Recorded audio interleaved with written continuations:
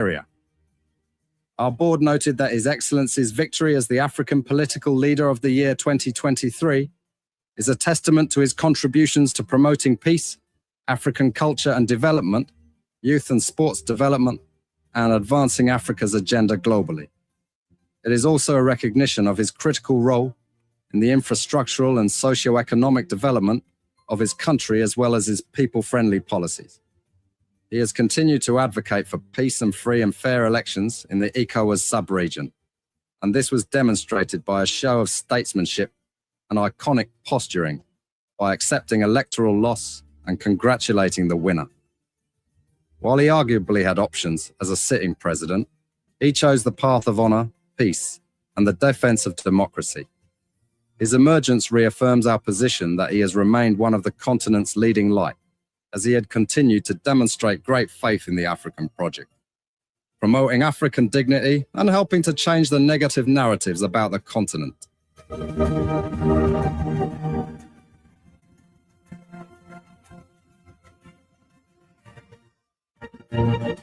we become journalists today, we are citizens. If there is no way that our country is safe, we cannot practice in our respective professions. When we are at war, pastors will not be respected to go to church to preach. When we are at war, medical doctors will not be able to go to hospitals except on a coercion or sanitary condition. When we are at war, lawyers will not be able to go to court to practice. That's why when you see these things happening, whether you are a lawyer, whether you are working a profession, you got to step down and protect your country so that that country will provide an avenue for you to be the kind of person that you want to be. And that's where we are now. What happened yesterday was wrong. It's still wrong. And no matter what it is wrong. We are seeing things happening in this country, and people are now seeing it as being right because the Asa is there. And these are things that we got to be stand up. To be a patriot, you have to stand first on the side of the law, because the politicians will go away. The regime will pass away, but your country will stay. The law will stay. Your patriotism vow will continue to stay on. And these are things that we got to stand up for. It doesn't matter how people feel, what kind of side you want to be on. We just got to speak to the truth, and that is very much important. I see in the next few months a nicer country, a very noisy country, rowdy country, a heavily divided country, a very tough economy, a sense of elitism by those who are coming at the hem of authority. The coming in of the Unity Party is going to multiply the economic woes, the economic conundrum, the economic quagmire, the suffering of the Liberian people is going to multiply. We are not prophets of doom, but the reality will come. Mr. President, recently we witnessed the demolition of the CDC headquarters in Komoro Town, which was carried out through a court order. How does the administration ensure that such enforcement action is done carefully and without political interference? The law is the law. It's not the government. It's the government implementation of the law. The police were ordered to do it, and they did it.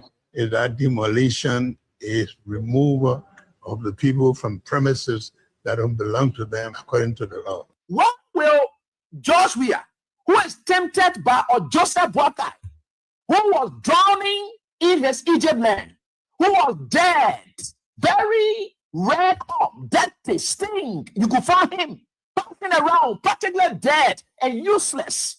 Why will such a man conduct make you wear vex that you will struck the work and then lose God's own mission to take you to the promised land? That was the test of time today for George Weah. If George Weah had reacted, he would have fallen in the place of Moses. The Liberian National Police commends the Congress for Democratic Change for the discipline, calm, and statesmanship demonstrated during the recent eviction process.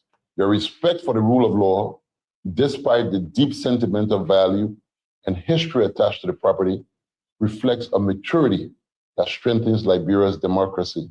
This movement is not only a testament to CDC's leadership, but also a reminder to all political institutions and citizens that our democracy grows stronger when lawful decisions are honored peacefully. Today, you have a rebel police director who thinks that he has arrived. And the worst thing about all these people, they all benefited from the magnanimity of George Weah. change from people on the bench of the Supreme Court. They got letters from George Weah. If some of them choose to pay him back with evil, it's up to them. The very Gregory Comer today, he worked in the previous administration when Weah came. He also got another letter again. If he chooses to do what he's doing, it's up to him. But one thing I can tell you for sure is this is how we had always been molded. That's how God has already molded Weah and catapult him into success. He will suffer rejection, denigration, humiliation. That has been his life. How can you make somebody who has been down the line their shame? The person has gone through shame. They have gone through disgrace. They have done everything they can. Whatever people thought and were laughing at them, they surmount everything and catapult themselves into becoming someone who is towering that the whole world can look at today. What more can you do? You think you're bringing that person down? You're just hurting yourself. In fact, what you are doing, you are destroying yourself. You know what it takes for you to proud in yourself of being bad? When people are looking for good image, you are happy.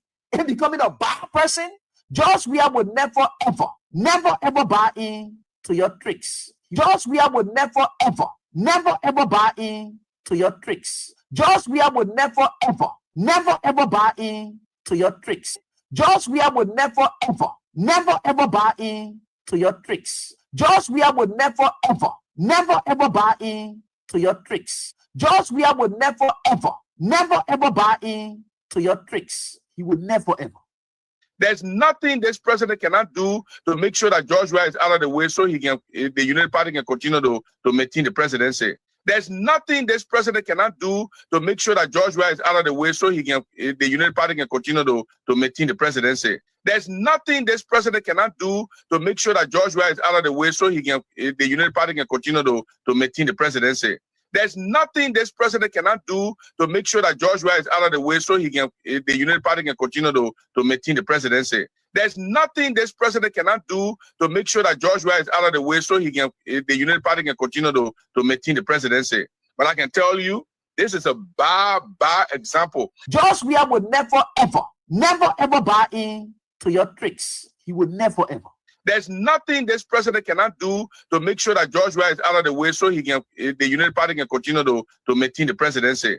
But I can tell you, this is a bad example. George Weah would never, ever buy in to your tricks. He would never, ever.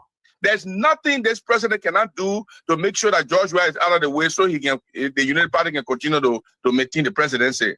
But I can tell you, this is a bad example. George Weah would never, ever buy in to your tricks. He would never, ever. The investigation found that on Friday, June 5th, 6 boxes were prepared for shipment through the cargo system at the Roberts International Airport. The shipment was processed under FOR's description of ordinary goods, declaring it to be Maggie Cube and Lapa. But from the beginning, there are already red flags. Discrepancies in the declared weight of the product, suspicion from the screening images, and conflicted shipment documentation. Because of those discrepancies, the cargo did not leave as planned on June 5th. On Sunday, June 7, 2026, when the boxes were rescanned and physically inspected, a white powdery substance was discovered concealed in them. That substance was immediately turned over to the Liberia Drug Enforcement Agency. It was subsequently tested and confirmed to be cocaine. But the attempted exportation of a very large quantity of cocaine through the Roberts International Airport, the progress of the Joint National Security Investigation and criminal charges that have now been brought as a result of the investigation.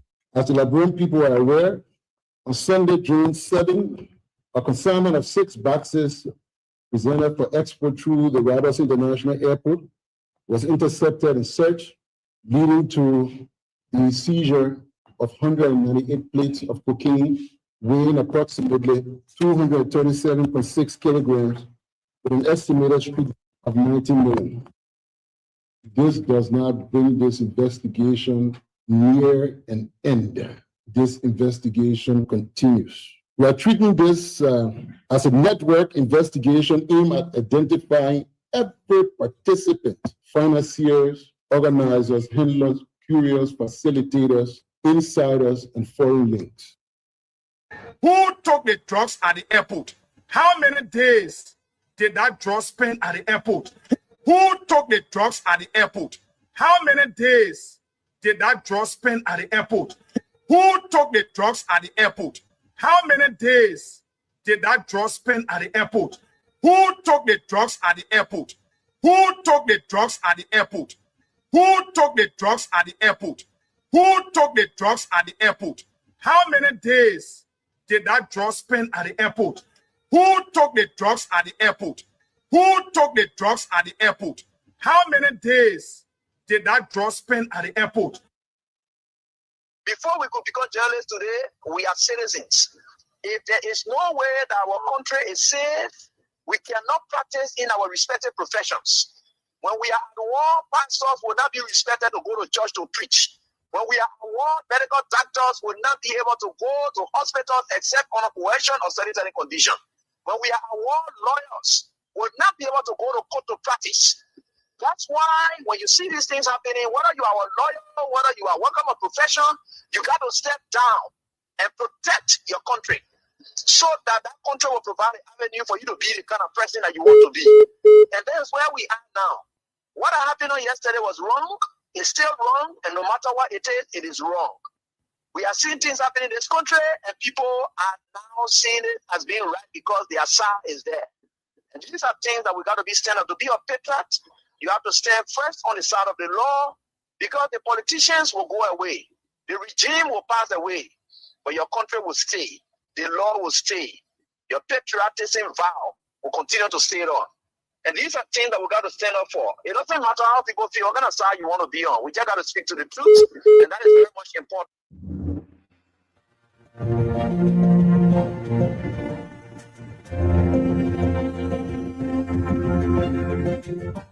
His Excellency, George Weah, President of Liberia.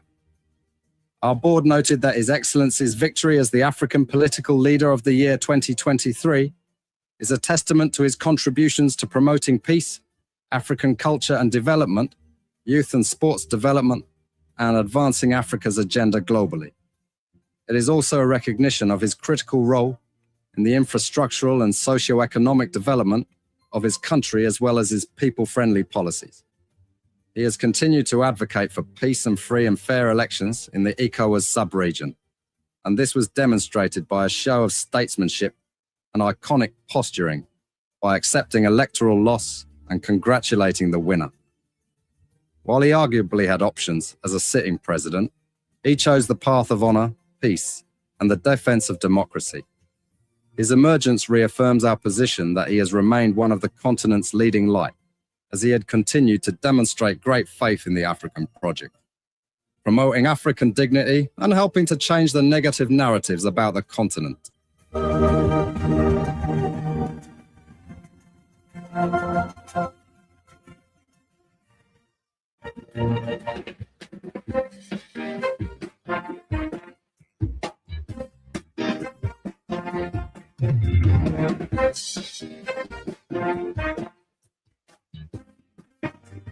Good afternoon, people. Thank you so very kindly, man, that you join us. We're on it again, another full week. We are in the first of a full week, Monday, the 20th day of July 2026, the reign of Judah Christopher of Nebuchadnezzar. What a day, what a time. Yes, thank you for joining us. Let's say hi to you wherever you find yourself in Liberia, out of Liberia. Thank you that you come on. So let's have a wonderful time. I'm Sam Andrews. As always, Sam Andrews.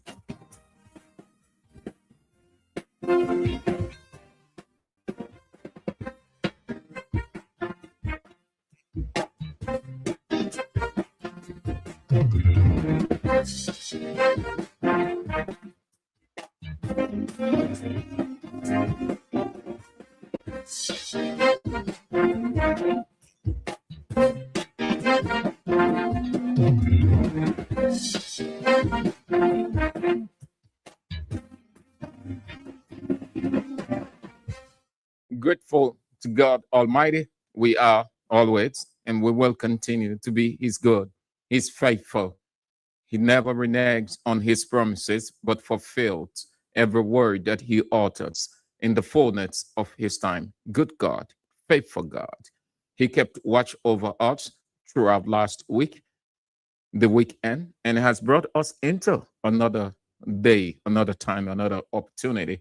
And he's hovering us presently as he did you, evident by your presence alive on the shore, wherever you're following from around the world, and you're in Liberia. And thank you too for coming on, for putting everything into your time, energy, and resources to stay on for the next 3 hours. We appreciate you. We are always inspired by your presence. Thank you ever so much. Yasser Sharif, USA, Mark Ben, Dupont Road, Rose Nimlan Bellet, Morris Gray, ELWA, Rehab Community, Joseph Weir, Uriah Diamond, Painesville, Jacobtown, Alexander Dolly, Tennessee, USA, Stanley Boza, Congress City, Sinan Etel Tyler, Batnasville Estate, Philip Topa, Dallas, Texas, USA, Ruben Cannon, Matsambola Whole Town, Lofa County, Amara Jala Kamara, Brussels, Belgium, Ambassador Walter Butcher Morgan Jr., CDC regular intellectual militant, Setu B. Jabo, Kangantois, that's Tangatown, Johnsonville, Nantania Bowman, where is that? Batnosville, Quebec, Emmanuel Broad, Minnesota, USA, Vinicius Bar, District 16, Cogway Weeder, Magibi County, Roberta Richards, Patricia Talu, Brisbane Row, Broadville, Estelle M. Gipley, that's Gipley, Batnasville Junction, Clady Allison, Delaware, USA, Paris Slober, New Jersey, USA, Musa A. Sharif, New Georgia, Gatnosville, Mantonian Son, Rita Christine Hayes, Massachusetts, USA, and we wish you well. With Rita Christine Hill, you're not hit, you're not faring well. You always on, you never miss out on the 3 shows, morning, afternoon, and night. You're not faring well. We wish you speedy recovery as you go through your medication. Victoria T. Vic is the opposite, the other way around, Vic. So no problem. It's the other way around. William Massaquoi, New Jersey, USA. Joshua Kwinger, Douala, Bushra Island. David Weir, that's Newtown or Keytown. Where is that? Where's that? Mimi Jackson, James Bernard Jr. My dear sister, Orita Sunday Way Choir, hope that you are faring well. Royal Always Vibe. The chairman himself, Roman Rico Kenneth Ball, Latupan, the chairman for life, the one and only chairman, the common citizen chairman. Welcome, all of you, great people. We are always inspired by your presence. Let's have a wonderful info time together in this mystery atmosphere managed by the Unity Party government, a government that is practically contradictory. The government is a pathological contradiction of itself and its policy. Unity Party, no doubt about that. If you look at Unity Party, you see that the party itself is pathological. The policy of the party is contradictory. You see the irony in everything that they do. Hold on. We talk some of those contradictions. Let's get out of Liberia briefly. Then we move to what we've got on our plate. Burkina Faso military leader, Captain Ibrahim Traoré, has criticized the religious education offered to Burkinabe students in some Arab countries. Traoré said that about 1,000 students are studying Sharia and Islamic law in Saudi Arabia instead of learning the technical skills needed to develop their country. He further said the government plans to bring the students home and warned that those who refuse could lose their citizenship. His comments come on after the country adopted a new law on religious freedoms that significantly regulates religious practice while reaffirming freedom of worship.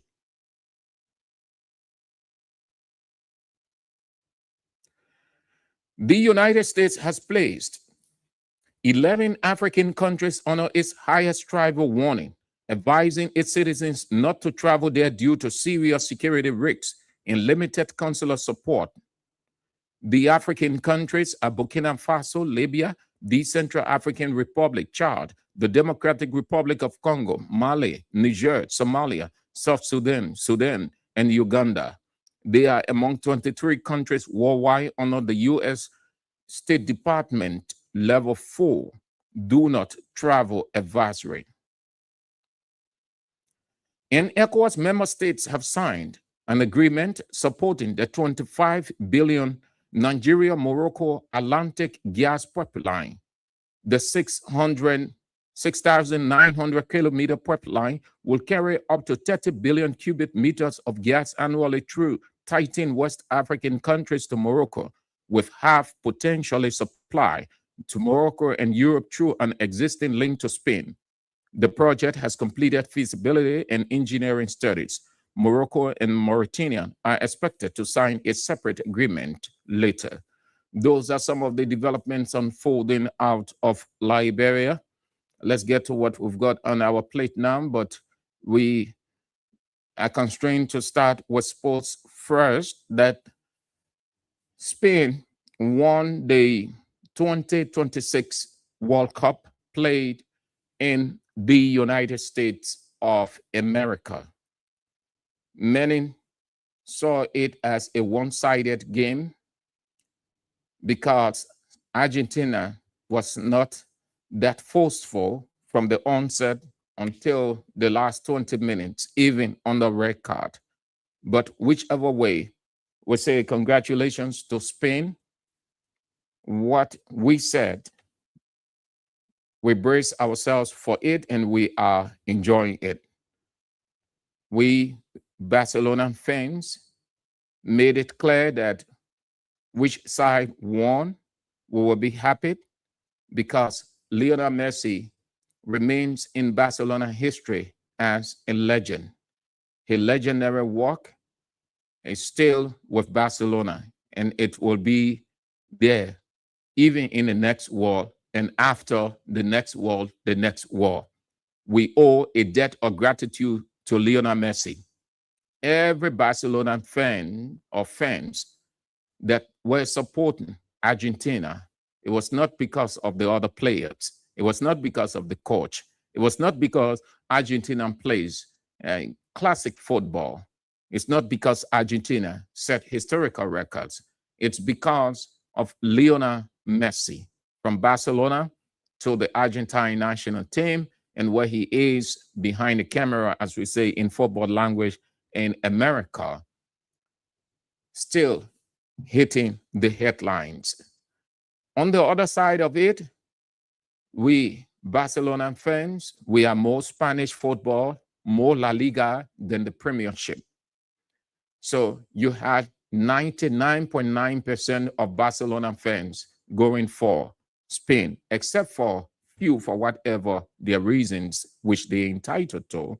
But 99.9% of Barcelona fans around the world will share their loyalty between Argentina and Spain. Barcelona had eight players on the national team that went for the 2026 World Cup. Real Madrid did not have a single player. Real Madrid did not have, not a single player, not even half player was called by the Spanish national team to go to the World Cup. Real Madrid had no player in that World Cup, no player on Spain national team, not a single player. Nobody should allow them to make you feel, or Real Madrid people should not make you to think that Real Madrid have players there. No, Real Madrid did not have a single player, not even half they had there. It's not a single player from Real Madrid Football Club was called up. 8 players were called up from Barcelona to go on the national team. Of that 8 players, you had Barcelona players starting most of the games, except for the last 2. Barcelona lead midfielder Pedri came off the bench because the coach was very careful after he sustained a minor injury. They did not want it to get worse. So the last 2 games, they kept him on the bench. If you follow their game, Pedri will come from the bench. It was Rodri from Man City who was doing most of the work while Pedri was on the bench. But from the very first game to the second, the third, the fourth, Pedri started all of those games. Then you have Dani Olmo. Dani Olmo was the one inspiring, leading the attacking line for the Spanish national team. Dani Olmo from Barcelona. Oh, 9. And Philip said 9. Oh, okay. I brought the number down. Philip said 9. Then you have 19 years old. 19 years old Paul Kobasi. 19 years old in the defense. And let me say this before we go further. Don't worry, the political issue, only 2 we've got today, then we go. The rest of it, I will just talk little, and then you do the rest of the talking, because it's all about human nature. So let me just start this football stuff. When I finish with it, I'm not going to talk any football thing after. I intended to talk Weah returns to the presidency 2029, but I will leave the rest. We'll do it for this week, and you do the rest of the talking. Share your opinion. 19 years old, Paul Kobasi was the standout defender throughout the tournament. The one that they called first to give him the young player. You want to ask yourself, why would FIFA give him the young player award? It's not about age, it's about performance. God in the Bible, Josiah was 8 years old, but God credited him for his ability to deliver. God wasn't concerned about his age. It does not matter the age of the person. What matters is the person's performance. 19 years old, he took Spain, Barcelona number 5, he took Spain from the very first game to the last game called the final. And in the final, you saw how he policed Argentinian players. Even Lionel Messi find it difficult, but we can't blame Messi because Messi, for football age, Messi has aged now. Messi did extremely well to play all of the games. Messi did extremely well. We must credit him. At age 39, in footballing term, Messi has depreciated to play all those games up to the final, not sitting down, one of those games not being substituted. We should give credit to Messi at age 39. What kind of footballer can do that? So Paul Kobasi received the Young Player of the Year. I thought FIFA would have given him the best defender because, in my opinion, he was the standout defender. Not a single error. Not at all. Some of those things that we saw him do on Barcelona prior to the World Cup, receiving yellow card, receiving red card, nothing like that. Giving his opponent goal, he was the standout defender for me. But they opted. Now they gave Rodri the best player of the tournament. So here is it. The man who carried standout or player of the match 5 times was extraordinary in all of the matches. With the exception of only 2 games he did not score. He went on to create extraordinary events. Between Rodri and Messi, who you gave the best player to? But they opted not to give to Messi. They opted for Rodri.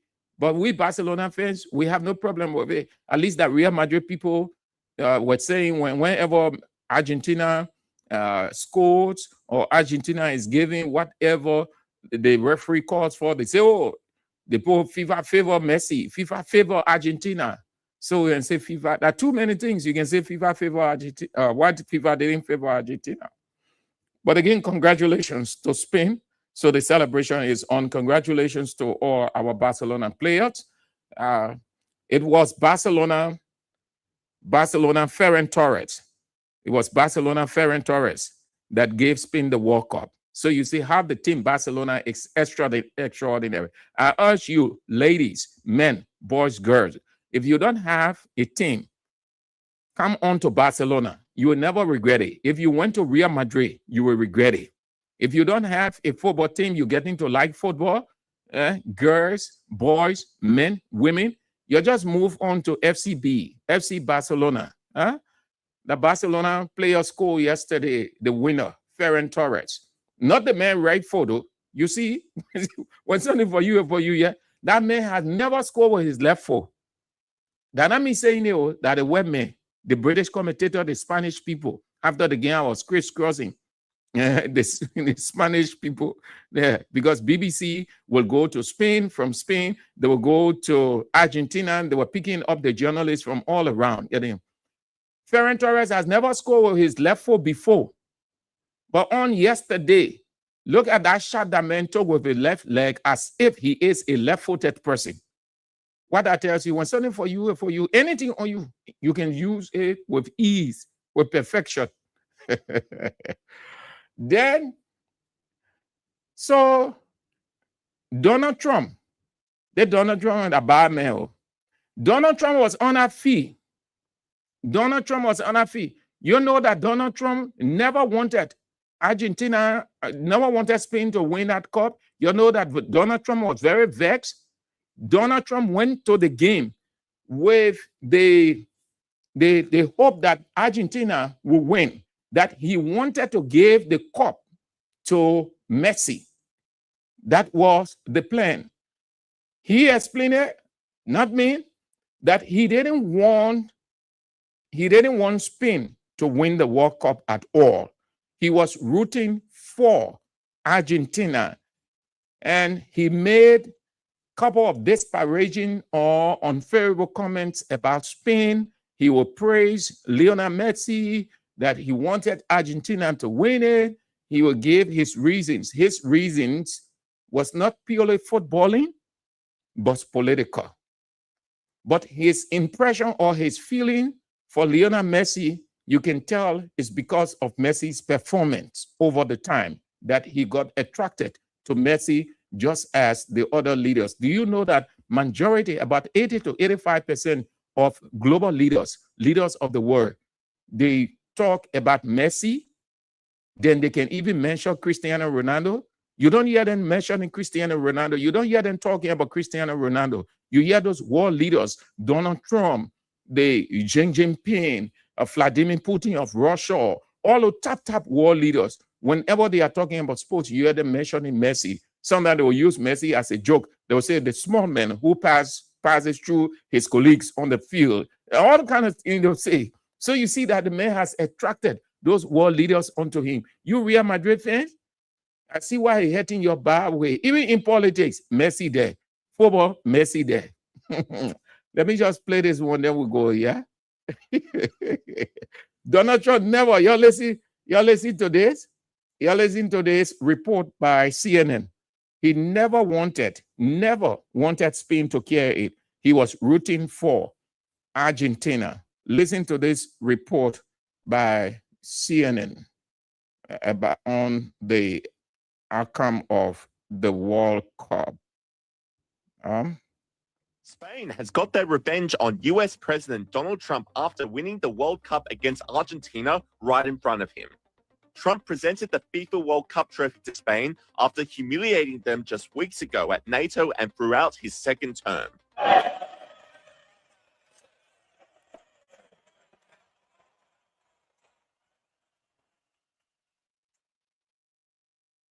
Former White House Chief of Staff Mick Mulvaney reacted to Trump congratulating Spain, saying he was a little bit perturbed and was sure the president was hoping to present the World Cup to Argentina instead. Did you hear that he was hoping to present the World Cup to Argentina instead? Trump went on the field with the impression that, yes, Argentina will win it. I will be too glad to hand the cup over to Messi and not Spain. And you hear Spain, you hear him himself, you hear Donald Trump himself. Yeah. I do. I think Donald Trump is a little bit perturbed by the fact that Spain won, and Spain is not the most pro-American country right now. Argentina is. So I'm sure Trump was rooting for Argentina, but that's fun. Trump even hinted that he was supporting Argentina, praising their superstar Lionel Messi and saying it's hard to bet against him. Yeah, but I would say that it's hard to bet against Messi. I watched that pass. I guess you'd call it a pass. It was exactly perfect, although it takes some talent to hit the ball off the head coming at that speed. But that was perfect. If you had a strike zone, it was exactly where it had to be. And I watched also just before that, the way he got away from the defender. He was very well defended. All of a sudden, he's standing by himself, and he kicked it perfectly. And it's hard to bet against him. So I won't pick sides. I just think it's very hard to bet against Messi. He's great. After Trump presented the trophy to Spain, he moved towards the edge of the group for the initial trophy lift, and he was pulled aside by the FIFA president. Spanish forward Borjan Iglesias shook hands with the president despite expressing his dislike of him and joked in an early interview that he had to do it to not end up in prison. Si has pensado ya el día de la final que vas a saludar a Trump, ¿no? Si has pensado en ese momento qué vas a hacer. Sí, a ver, no tengo ganas de que me metan en la cárcel. Entonces, es algo que he pensado, que me lo he podido incluso imaginar. Espero saludarlo en un momento en el que estemos todos muy contentos y que pase muy rápido y olvidarme. A veces hay que olvidarse los momentos vividos también. Sí. Hacerlo y ya está, ¿no? Pues, sí, a ver, más que nada por no generar tampoco. Spain winning the World Cup had become the ultimate revenge on Trump after the president called them a wasted cause and threatened to cut trade at the NATO summit in Turkey earlier this month. Spain is a wasted cause. We don't want to do any trade business with Spain anymore, by the way. I'd like you to cut it. That's the political reason he gave it now. The political reason he's giving for Spain.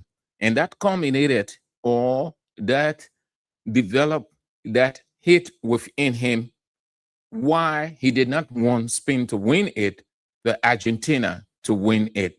But it didn't go Argentina way. Listen to his reason. Pues, sí, a ver, más que nada por no generar tampoco. Spain winning the World Cup had become the ultimate revenge on Trump after the president called them a wasted cause and threatened to cut trade at the NATO summit in Turkey earlier this month. Spain is a wasted cause. We don't want to do any trade business with Spain anymore, by the way. I'd like you to cut it. Spain is a terrible partner in NATO. They don't participate. They don't pay. I don't want anything to do with Spain. Cut off all trade with Spain, please. He also slammed them at the summit for being hopeless and bad people. They're hopeless. Bad people because, you know, they have everybody else going and paying and working in Spain, in particular Spain. There are a couple of others, but in particular Spain. They're open about it. They're hostile about it. And let's see how hostile they remain when they call up and they, please, we want to trade with you, sir. We want to trade with you, sir. They make so much money with us, and we're going to see that they make a lot less. I want no business with them. After Trump arrived back in Washington, D.C. following the World Cup game, one reporter asked if he was sad that Argentina lost, to which Trump gave a diplomatic response. Sad? No, I wasn't sad. I think they both played well. I would say Spain played better, really. But they both played well. I mean, they got to the finals, and it was very exciting, actually. It looked like Spain dominated, but it was a very close match. So He was asked by another reporter about the tension between him and Spain. I did. I spoke to Spain, and I congratulated them on having a great team. I really spoke to a lot of people. No, I have no tension. I have no tension with anybody. As the World Cup has ended in the US, the war against Iran continues as strikes on Tehran have reached its 9th consecutive day. Thank you, CNN, for that report. So Trump was disappointed. But you can tell where it goes. Life as a whole. But the record helps Spain. I think had it not been for that record, though Argentina wasn't that aggressive from the start up to the 70th minute and then into the extra time, But I think if they had not received that red card, given how they play in the last 20 minutes going into extra time, the situation would have been different. And if I were the coach too had always got it right, but in final, the atmosphere can cause some kind of fear in you that you can change your lineup. You think that lineup is great, but it turns out to be the weakest lineup. And that's what happened to Argentina coach Scolani. If I were him, since that was the end, no game, not in the group stage, not in quarterfinal, that even if you drew, you will still have another game. If you lose, you will still have another game. It is the final. So you want to put everything, go in with your strongest of squad. If I were him, given that Spain defense, not too. If you look at it, Argentina was just sluggish, so Spain started moving here and there. Spain's strength is in the defense. Not necessarily they have a formidable defense, but their strength rather is in the midfield. So if I were Argentina coach, and this is the lineup I wanted him to go, instead of playing 4-3-2, you play 4-3-3. Use up front. You already have Lionel Messi, and you have two prolific strikers that can cause damage and at any time, and they did it in previous games. Lautaro Martinez and Julian Alvarez. Use these three alongside Messi. Had he done it, then we'll be talking about Argentina World Cup win back-to-back. Spain defense was not extra. The reason Spain defense was relaxed because the attack wasn't forceful. Messi just moving around. Alvarez, not much, nothing. 2 persons up front. What can 2 do against 4? Then you had that other man just playing far all over the place until he conceded a red card. If I were him, like other coaches do, that's the final. What are you reserving players for? Use your strikers. Put them up front. Julian Alvarez, Lionel Messi, Lautaro Martinez, and see whether Spain was not going to defend. They were going to defend, especially with Lautaro Martinez, very forceful. We saw the man, you see what the man did in games when he came on. Lionel Messi was not the only person who changed the games for Argentina in the World Cup. Lautaro Martinez did. Julian Alvarez did. Enzo did. All of those guys, why you kept them on the bench? Anyway, so that's it. In here, all that Real Madrid people are hating, they found Spain because they were ashamed to go support Argentina. So Real Madrid people, they say they're Spanish people. So you know, your Real Madrid people, nobody won't walk up for Real Madrid. That is a lie. That man, your Cucurella is not a Real Madrid player yet. He left from Chelsea. From Chelsea camp, he went straight to the World Cup. You are not a player of that club until everything is sealed up. All of the paperwork are done. You go through your medical. The paperwork are done with the clubs, the 2 clubs, the lawyers, the agents, and everything. You are presented at that presentation ceremony. Now, that's when you are a player of that club. That's when the people you hear, BBC, VOA, all of those tap institutions saying that Real Madrid has signed. Right now, you hear that expression. You hear that expression when Madrid finished with everything. So no Madrid player won the World Cup. No fan of Real Madrid should say Real Madrid won. Real Madrid player won World Cup. That lie. Cucurella, Chelsea can come out and say, look, because XYZ, we're taking our player back. We terminate the contract. Madrid will not do anything.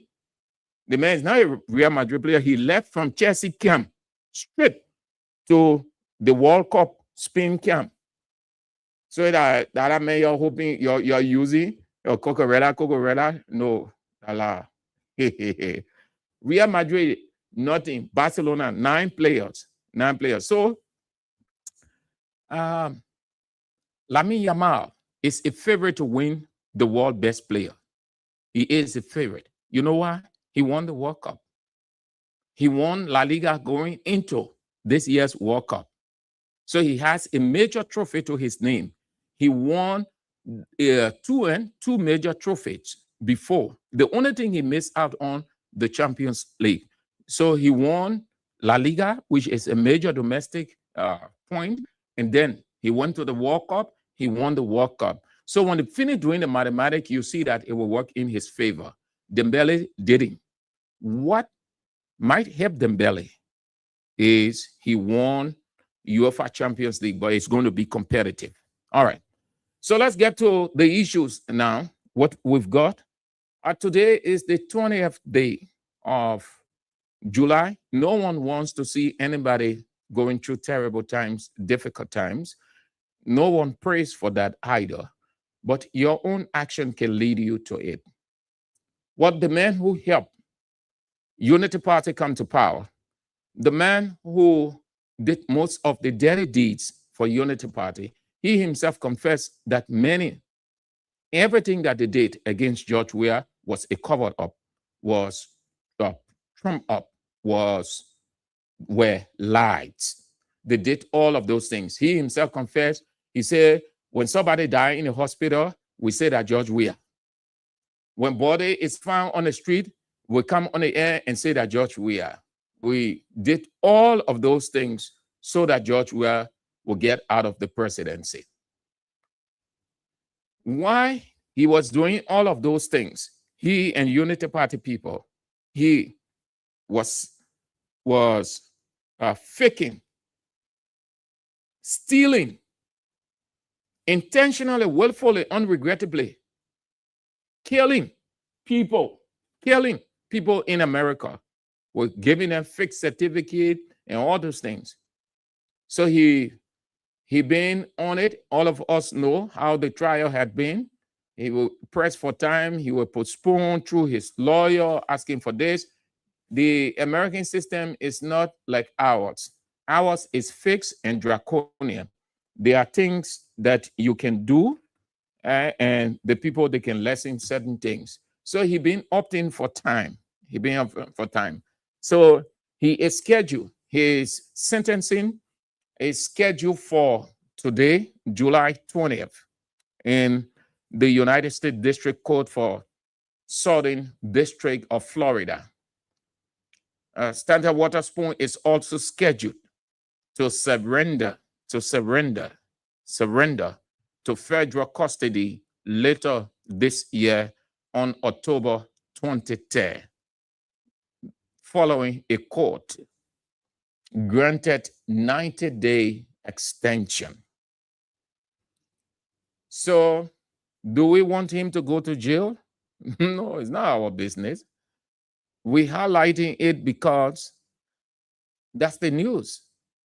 That's the news. He gets on his platform and scream against George Weah, scream against CDC, turn CDC government as rogue, took 98 million to 100 million to 2 billion, 3 trillion from the country, damaged the country. Then Unity Party people are excited. He does not give his colleagues, he does not give CDC panelists chance on the show to say anything. When the other panelists are talking from ANC, from UP, he will sit supinely like he does not have mouth. But when CDC people get ready to talk, even if he approves CDC president to talk, if that CDC panelist is talking, he will make repeated interjections and screaming and shouting and yelling at CDC panelists as if they are children to him. So nobody wishes for that. I can tell you that I want him to go to jail. Well, he committed his act. And so if the court decides that he goes to jail, you go to jail. And Unity Party people not helping him, they can't help him. In fact, Unity Party people even want him to go to jail. Unity Party supporters, they even want Standard Waterspoon to go to jail. You know why they want him to go to jail? Because they feel that he will not be talking about this 19.2 million drug. Do you know that this 19.2 million drug case is really hurting the government? It's embarrassing to the government. The government is so confused, upside down. They don't know what to do. They just don't want people to be talking about it. They spread, allegedly, they spread money around.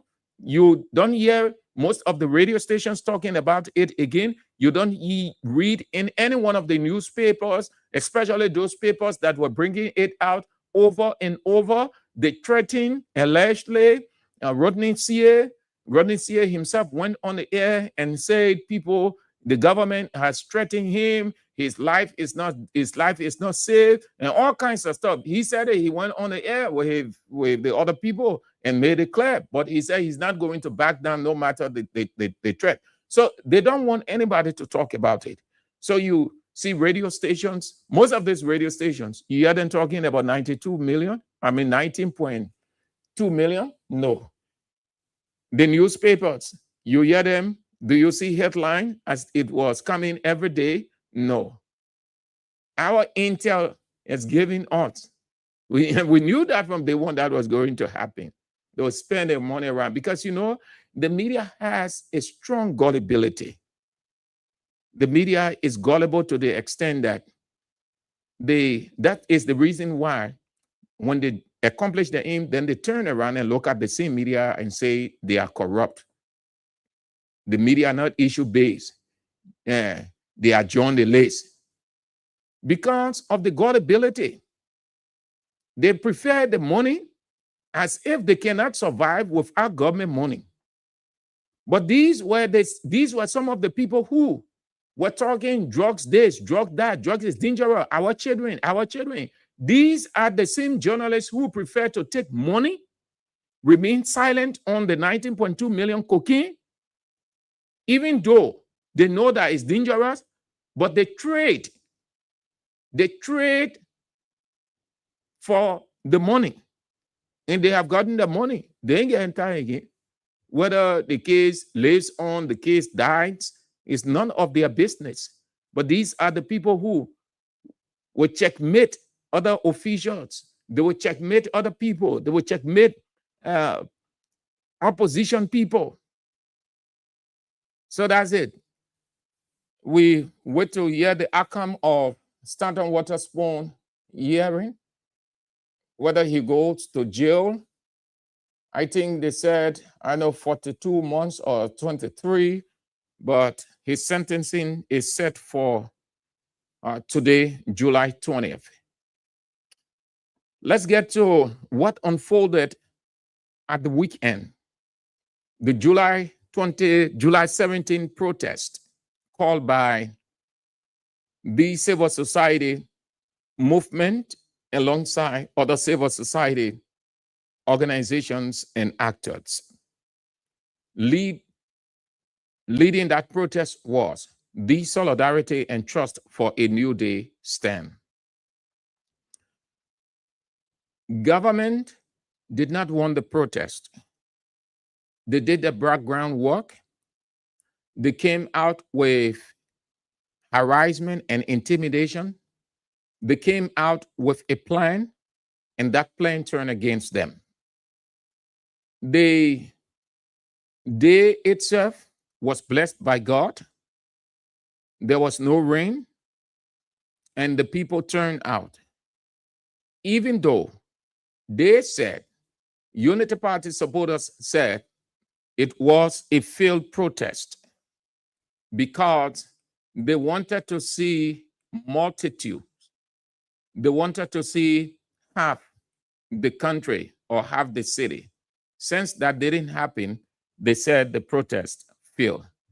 How a protest can fail or failed when people turn out.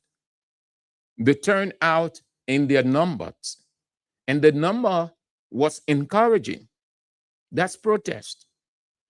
Protest simply means 2 or 3 or more persons gathering to express their grievance, to present their petition to their government. And that's what the Constitution says, that the people have the right to alter, they have the right to speak to the government, they have the right to speak to their official. And this is the manner in which they can do it. It's laid out in the Constitution. So the turnout at the weekend on Friday, and it was successful. It wasn't successful by the government's estimation because the government didn't want it. The government is intolerant. The government didn't want it, so they came out with all kinds of tricks. They came out with all kinds of tricks. Listen carefully. they said that the people should assemble so that they will draw out the plan. Then they came out to say the executive mansion and the Capitol building is no-go zone. But the Constitution said that is the office of the officials, the elected officials, the elected president. That's what the Constitution said. The Constitution did not say carry the protest to President Bouaga's house. The Constitution did not say carry the protest to the Speaker, Deputy Speaker, Pro Tem, and the rest of the representatives and senators' houses. The Constitution said present it to their office. That's why they have to be in office. They come out to receive it and go back in office. And you say that the place is no-go zone. That is the worst elementary thing I've ever heard. Even the White House, people assemble at the White House. People assemble at Congress. People assemble at parliaments around the world. There where the parliamentarians sit, the people's representatives, senators, representatives. The executive mansion is the official office of the president. The people cannot take petition to the president's private house. That is his private house. When he goes home, he seizes everything public work. He is in his private life. Though he remains the president, but nothing is done there government-wide. When he gets back to the office, that's why it is laid out when the president gets to office and when he leaves office. When the president is in office, the Constitution says the people have the right to go and present. They cannot take the petition to their houses. Has anybody taken in this country, as far as you know, petition to a government, minister, president, pro tem, representative, speaker, deputy speaker, private house? No, it hasn't happened. So you present Gregory Komaze that no-go zone, and you call that governance? You call that reasoning? Come on. You call that reasoning? Who in the world, what kind of educated person exposed to these things, whoever say the police director are right? If the police director said he's preserving the sanctity of the Capitol building and the executive mansion, the sanctity of the Capitol building, executive mansion is already tainted, desecrated. Everything that they do down there wrong is desecration. Everything the president does in the mansion that is unethical is desecration. So why are you preserving? You're not preserving the building. Moreover, if it is based on fear, the fear of the police director was irrational. Assume that the police director no-go zone expression was based on fear.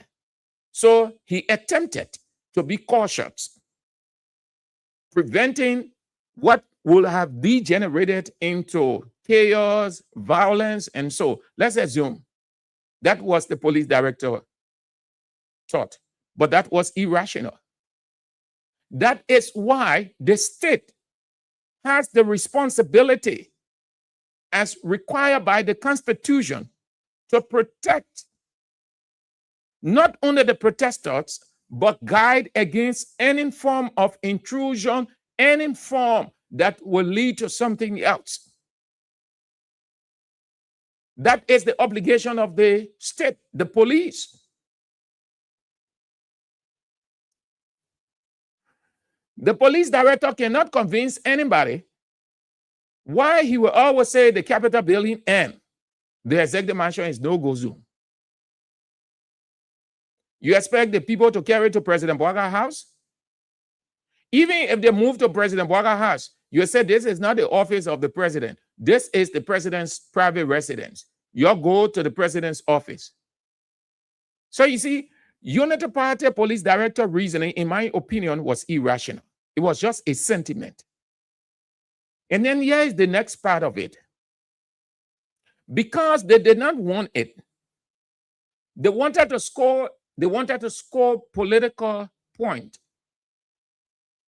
And the police director and his people have not come to the realization that the people of this country know the shenanigans of the police. They have seen it over and over.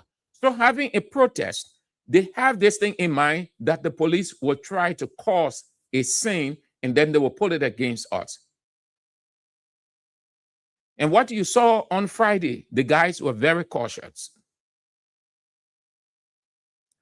Because they were not successful, the first one, they lied on the people, they had to free them. They opted for another one. And this time, the plan again did not work. Mulbah Molo and his people gathered in the hundreds, the thousands. Mulbah Molo comes out to announce that an individual, supposedly a police officer, was in the crowd with a gun. Mulbah Molo said, rubber gun. That's what he said. Rubber gun. Supposedly a police. I'm using the word supposedly a police, but he said a police officer with a gun. That was confiscated from the individual that is under a state operative that was deployed amongst us to cause trouble and cause bad. And we are very sure that these. So he said that it was a rubber bullet gun, but he displayed that they took from an officer. Less than no time, the police director, Gregory Coleman, did a podcast saying that Mulbah Molo should turn the gun in. That if an officer was disarmed by the protesters, and that Mulbah Molo is in possession of the gun. Hence, Mulbah Molo must turn the gun over. That if he didn't turn the gun over, the police was going for him. And he gave an ultimatum that should Mulbah Molo fail or refuse or didn't show up with the gun, he will be arrested. There, in that same podcast, the police director declared Mulbah Molo armed and dangerous. He said Mulbah Molo was armed and dangerous. Let's stay in this for a while because I researched this before coming on the air with this. We have heard around the world, real life, not show, even in movies. We take it serious because that's practical, realistic idea they are dramatizing in movies.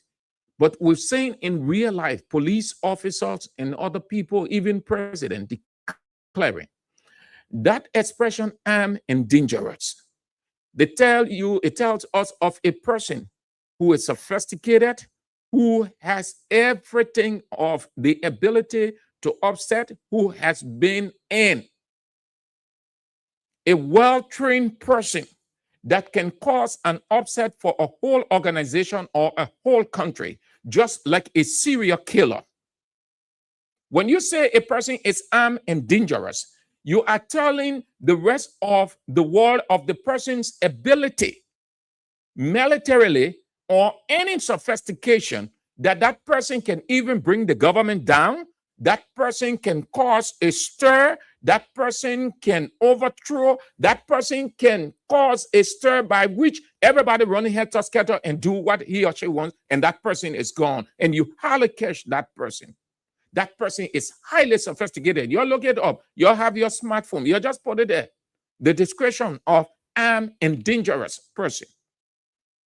Does Mulbah Molo look like an armed and dangerous person. La man who can kill fly. Mosquito. Mama molu man I can kill mosquito. Least to say knowing about gun.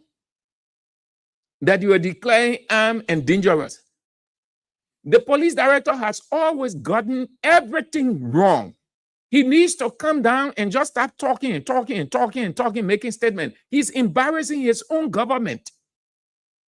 Does Moluba Molu look like armed and dangerous person? Look at that man. Do you know that Moluba Molu? Moluba Molu. In all fairness, we have followed that man from time to time. Moluba Molu, when it comes to politics, when it comes to ingenuity, creativity, those things then that he knows how to get it off the ground. Over the years, look at him. But I mean, when the other part of Moluba Molu, you know Moluba Molu that scared man, scared. Moluba Molu's strength, I have more. Yeah. Moluba Molu's strength, that I more.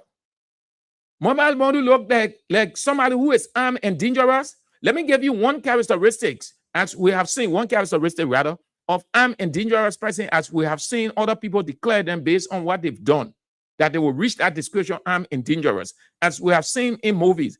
Those police officers that went over there, an armed and dangerous person, even if that person is attempting to surrender, almost all the police officers over there will be dead. They will lay down on the ground. Only 1 or 2 or 3 will survive. An armed and dangerous person is more sophisticated. Really? Hey, yeah. Y'all look up the thing. Y'all look at it there. We're in a world of technology. Y'all Google it. That man who's scared of that? That you say Moluba Molu is armed and dangerous. The police director did not know what to say. You could tell that the police director, apparently he must have known what really happened in terms of the game plan. And it didn't go as planned. So he wanted to put the public against Moluba Molu and the protesters and say, oh, the people have gone. Well, now he said the police, they took it from a police officer. Till now, we have not known that police officer. And if it was taken from a police officer, you want to ask yourself series of questions. Where is the police officer? Or where was the police officer? Where was the police officer on the day of the riot or that identical moment that his gun was taken? Where was he? Was he in the crowd or was he standing? Because when you are a security person, you don't stand in the crowd. It's dangerous. No security person stands in crowd. No military person stands in crowd. You ask the military people. You ask the people who are schooled in security. Ask them whether a security person with gun can stand in the crowd. You security man, you get gun on your side or you have your gun laying on your chest. You can never stand in the crowd. No officer, your big man will ever tell you. The first thing first, one. Yes, it's a couple of reasons for that. The police officer is a human being. He has life. 1, 2. Should anything pop up, assume a riot or a stampede, that police officer can be overwhelmed or that military officer can be overwhelmed. Even if he opens fire, he will manage to have killed few, but the crowd will overpower him and murder him right there. Or if something happens, he will be forced to open fire and consider it self-defense. Since the officer is responsible for protecting human lives and property, always, as we are saying, they are off the crowd. They will stand on the side, they will arrow form, as we are saying in our country. We've seen it many times. We've seen it in Ellen's government. We saw it in George Weah government. The officers with their well armed, they are not in the crowd, they are off. They are off the crowd. The reason for that, so that if anything happens, they will know how to move in to bring that situation under control, or if they want to apprehend or arrest a person that they suspect might want to cause trouble or is causing trouble. But a gunman cannot stand in the crowd. It's on security. You can stand in the crowd. So where was this officer? Because Mulbah Molu said they took the gun from him. They disarmed him. The police director in his podcast did not say the man was in the crowd. He could not say where the man was. He kept on saying Mulbah Molu should bring the gun. Mulbah Molu, if he doesn't turn the gun over, they will go for him. That Mulbah Molu is armed and dangerous. I had thought the police director would have given a balanced presentation. After talking about Mulbah Molu bringing arm, Mulbah Molu armed and dangerous, then you go on to explain how they took this arm from him. Because as a police chief, you must have been briefed. And that briefing you will give to the public how the arm was taken from this police officer. If he was a police officer, where he was at the time, and what was he doing with gun? What kind of gun was it? You explain all of those. Give the public a real understanding so that the public can say, oh, the police director lying, or they planted this man. So you want to give that full explanation reasonably. But nothing like that was said. And then on Saturday, we saw the police director flexing his muscle. I think the police director is against Mulbah Molu, just like Akaras Grace said. I think he's against Mulbah Molu. Probably maybe they have had, they've been having beef in the past. I don't know. Mulbah Molu needs to explain everything one day. Whether he knows the police director, when coming up now, or they have had interactions. Because you see, whenever Mulbah Molu is involved with anything, you see the police director flexing his muscle. You see the police director having press conferences. We don't see the police director with all the other things happening in the country. We don't see the police director having press conferences, calling dates, saying that. But whenever it comes to Mulbah Molu, the police director ready. So Mulbah Molu needs to explain. Maybe this police director has something against you, or he has something against the police director, or they've been having beef against them, and the police director now is the police director with the power, so he's using his power against Mulbah Molu. Mulbah Molu needs to explain, so everybody would know. So he had pretty close to 6 pickups, armed men, fully armed men, went to Mulbah Molu's house. Soon, Saturday morning, the same thing the police director said. He said, hey, Mulbah Molu, he bring a gun. They will go for him. Meaning, we get the power. We get the arm. We get everything. We have the final say in this thing yet. We'll go for you if you can come. And listen, CDC officials, you better get ready. You get ready 2029. The people showing you, we're going to 2029. These are things the people are going to be doing. They're showing you, the people plan for this thing and the planning.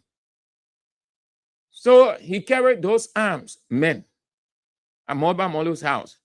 But when it came out that Paul King house had the 19.2 million cocaine, police director Gregory Coleman didn't exist in Liberia. There's no police director. He was in this country like here. The place that he should have even sent 10 to 15 pickers of armed men. The police director, Allen, nothing. Paul King slept at his house. He enjoyed himself good until they reached agreement with him and say, come. Nobody went to Paul King's house. The place the police director should have sent those armed men, barricaded the house, collect Paul King, handcuff him with all the occupants in that house. The police director, he simple that Mulbah Molu, because he said Mulbah Molu display gun. If Mulbah Molu had not displayed, look at the people who say they are security people. If Mulbah Molu had not displayed that gun, Had the police director, will the police director know about it? Will he have called a news conference? It will become Molba Molu display it. Transparency and accountability. So let's assume Molba Molu received the gun, or the protesters received the gun, they conceal it. Will the police director have known? Will he have called press conference? Between the two people, who should be giving briefing? Who should have updated? The police director, but Molba Molu updated. Molba Molu did the work of the police director. So you see, Molba Molu and the protesters were transparent. Very transparent. They were order. They were in orderly manner.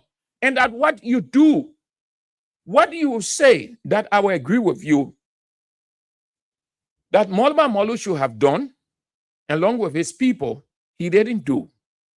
Immediately you notice that, and you people disarm the man. Then you call in the other police officers that were there, because you have police officers there with their commanders, and say, we saw this man with this arm in our midst. We constrain him. Here is it. Here is the man himself. And you turn it over. 1. 2, it was wrong for Molba Molu to come out openly and display the gun without bringing the man to see. In a situation like that, you had many able-bodied men, that officer in no given way would have resisted and subdued. So you want to tell your protesters, this is the situation. We accuse the government and we see that this is a government plan. Let's assume that this is the government's plan. Yes, this officer with gun and bullets are in the gun, even though they are rubber bullets. Let's apprehend this man, or you're constrain this man, subdue him rather, and let someone go and call the officers, because there were nearby officers all around. Officers were all around, well armed, so that they will come now, take this man with the gun. You don't take the gun from him. When you restrain him, let the gun be on him and say, hello, you're the man got gun, he can't have our mess. Right there, you take your man, you're carrying. Then they will go report to the IG that they may have gone. Then the IG will kind of have a news conference. That's the error Molba Molu made as a protester, especially lead protester. You can display the gun that way. It was against that backdrop that the police director now say, oh, okay, say I was playing him where it's good that he displayed the gun. So we're going to use this one now. Now, when you see the police director, I mean, you could tell that something was happening, something just wasn't right. Look at the police director. See what manner police director, you gave him news conference on that kind of thing. That joke, gun banning, that joke, protest, especially with the 19.2 million cooking still lingering. Then a gun is seen with the lead organizer of the protest. Then you having a news conference, and then the latter part of your news conference, you're joking. Yeah, the man put his hand on it. Y'all go there, y'all look at it. Then he smiles small. My mama Molu, bring her gun here. Bring her gun. My mama.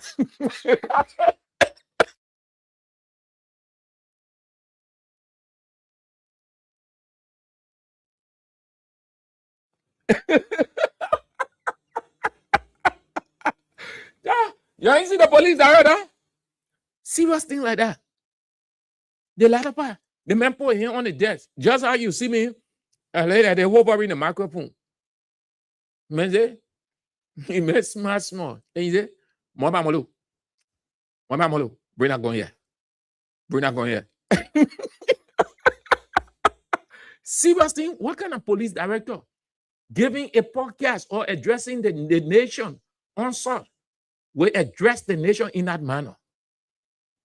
People are not going to take you serious except for your supporters. Mama Molu, bring that gun here. Bring that gun here. Oh. Suppose say, oh boy, they're letting here the police director, you know about it too. Look at the best at it. So they went at Molba Molu's house. The armed men all over the place, all over. And you can't blame them. They are employers of the state. They are at the instruction of the police director. So you can't blame those officers. Me, I don't blame them when they're executing the order. The only thing that I expect that they will be discretionary. Because that thing I saw, if Molba Molu had just come outside, maybe by now we're talking, and Molba Molu heard by way, or Molba Molu is dead. Because those men that I saw outside, if Molba Molu had just come outside, the way the guys were going to beat Molba Molu, it was wisdom Molba Molu used, and apparently he received calls from outside that, look, stay in your house. We are making calls here and there, and Akaras Gray was there, other CDC people were there. And thanks to Akaras Gray is always on the scene. Akaras Gray never leaves out anything. Whether former CDC person or present CDC person, Akaras Gray always stands by that person. That I can give Akaras Gray credit. I always see it. Whether you're a former person and you're in problem, Akaras Gray will go there. You are a current CDC person and you're in problem, Akaras Gray will go there. When they say lawyer member of CDC, Akaras Gray, I trust him for that. So he was there. Later on, I think pretty close to 30, 35, 40 minutes, almost an hour, with the media people all around. Say, okay, we reach an agreement, XYZ, you will turn the gun over to the magisterial court, or Pinsway magisterial court. And they went there, and then what happened? They turned the gun over, XYZ, fast forward, he's handcuffed. Where is that video? He's handcuffed, and then he's coming outside. They handcuff him, put him in the pickup. And then they said that according to Karas, he will report to the police station today. He went there in a buoyant manner. He went there, not feeling sad, not discouraged. He knows that it wasn't planned by him, and he wasn't wrong to display the gun because it was taken from a police officer who was in the crowd, in their midst, that could have done anything, and it would have been on the protesters. So he was not perturbed at all. He wasn't discouraged. He went there in his usual buoyant mood. From there, he went to the court. He was taken to the court. What happened? What not happened? The man walked. They told the man to go home. They told him to go home. So what's going to happen to that? They told him to say, my man, go home. That's what they told him. They said, go home. The man left the place. He left the place. He left the court here, and he got in his car, and he left. He left from there. So what really now? What was discussed? Did they charge him? Did they say, okay, my man, we advise that you don't do this again, go home. The next time we will punish you for it. We don't want to hear you again on this, so you can go home. Because Molba Molu left. The man got in his car. Even though media people wanted to get a word or two, but he spoke briefly. He spoke briefly, and that was it. He left. He went home. So what next? What's going to happen? Huh? LFP. The police have to start. They have to stop presenting themselves as just creating a scene. Yeah, they have to start presenting themselves as just creating a scene. It's not good at all. It's not good for the force. Whenever Mobile Molu is in a situation or is involved, you see the police screaming, and they're screaming, Molu, Molu, Molu. It's all because Molu Molu was associated with CDC, served as chairman of the CDC. That's all. Nothing else. Nothing. We see things being done by Unity Party people, and nothing came of it. Nothing completely came of it. Everybody would sit supinely in this country like nothing happened. But whenever it is about a CDC person or former CDC person, no, you see the police director, you see other Unity Party people screaming, shouting all over the place.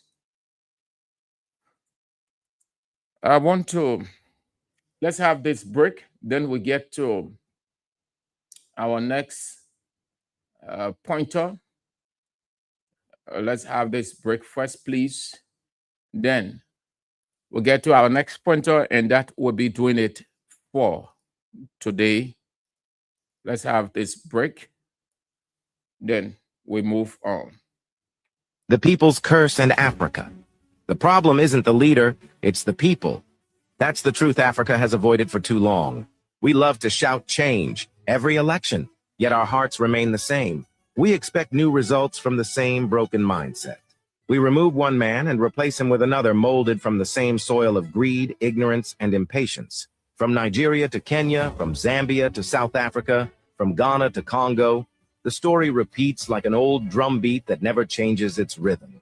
Africa doesn't suffer from a lack of leaders. It suffers from a lack of citizens who think. We treat politics like a football match. We wear party colors like jerseys and scream for our team to win, not for our nation to rise. We celebrate thieves because they come from our tribe. We defend failures because they share our tongue. And when the country falls apart, we act shocked, as if we didn't vote for the very hand that now chokes us. We say we want change, but we want it fast, instant like coffee. We want overnight success without discipline, without sacrifice, without time. But no real change grows overnight. It takes seasons of sweat, pain, and patience. Even the best leader cannot build in a land where citizens destroy faster than they repair.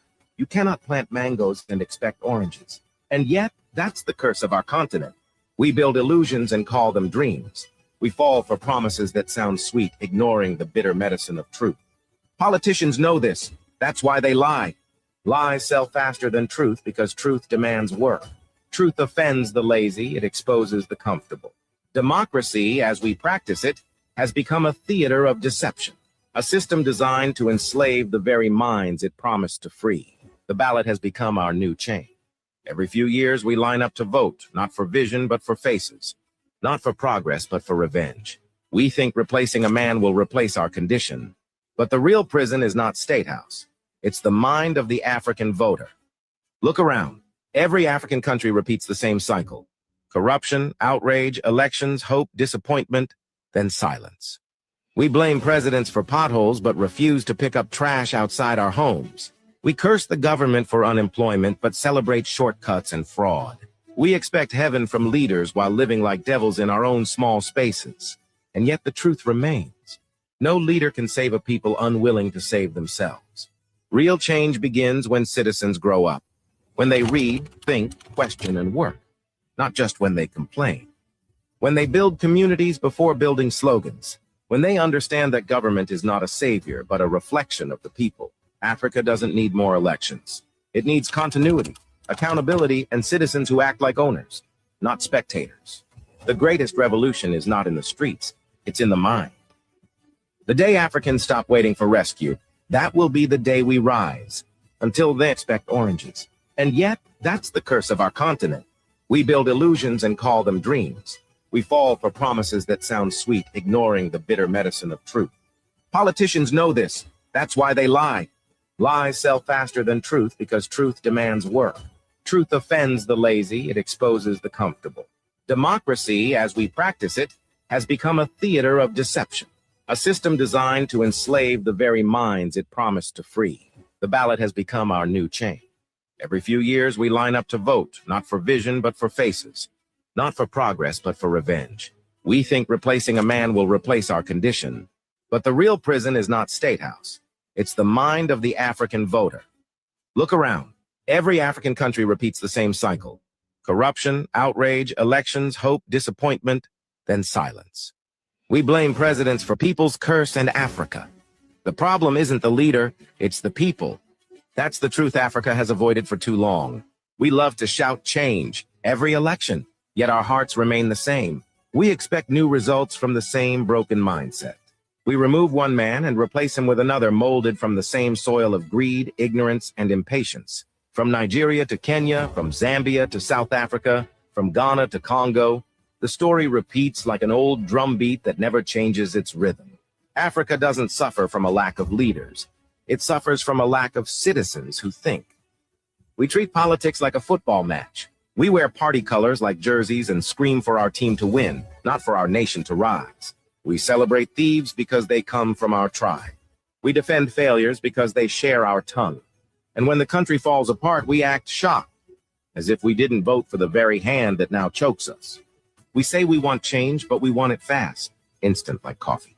We want overnight success without discipline, without sacrifice, without time. But no real change grows overnight. It takes seasons of sweat, pain, and patience. Even the best leader cannot build in a land where citizens destroy faster than they repair. You cannot plant mangoes and expect oranges. And yet, that's the curse of our continent. We build illusions and call them dreams. We fall for promises that sound sweet, ignoring the bitter medicine of truth. Politicians know this. That's why they lie. Lies sell faster than truth because truth demands work. Truth offends the lazy, it exposes the comfortable. Democracy, as we practice it, has become a theater of deception, a system designed to enslave the very minds it promised to free. The ballot has become our new chain. Every few years, we line up to vote, not for vision, but for faces. Not for progress, but for revenge. We think replacing a man will replace our condition. But the real prison is not State House. It's the mind of the African voter. Look around.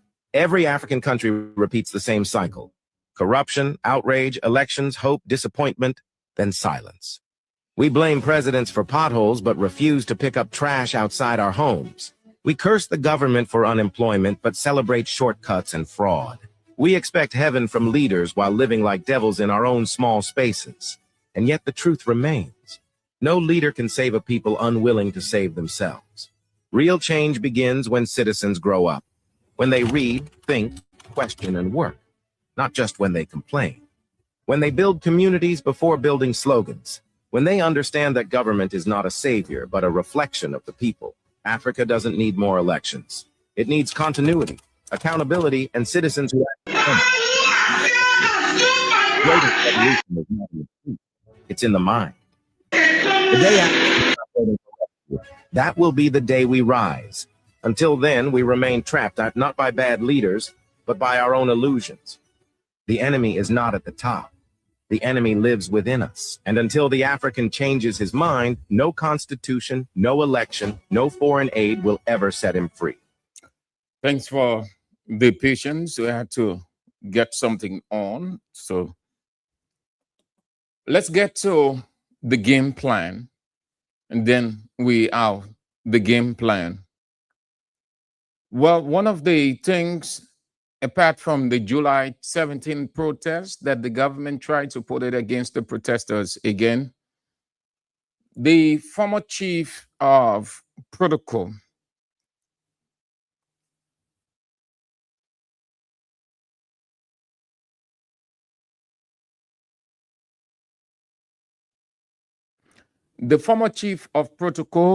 of the Republic of Liberia in the government of George Weah, gave what I consider a political theatrics,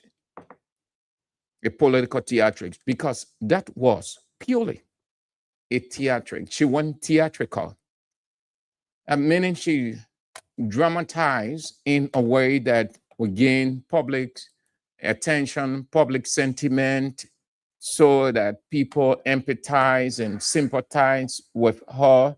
But deep down in the person's heart, only he or she knows, but the public only operates from what they see. So at her father's funeral, she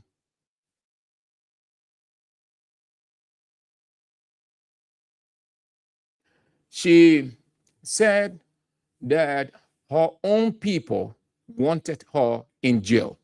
She said her own people wanted her in jail, and that she was thankful and grateful to Deputy Speaker Thomas Fala, who referred to her as his own, meaning your people abandoned you, you are an orphan politically, so I will take you as my child and take on all your responsibility, and every problem that you had, everything I'm responsible. All you need to do, just relax yourself. That's what that expression means. She said, Thomas Fala said that she is his own, that Thomas Fala, by that expression, meaning he took her onto himself, that her own people wanted her in jail.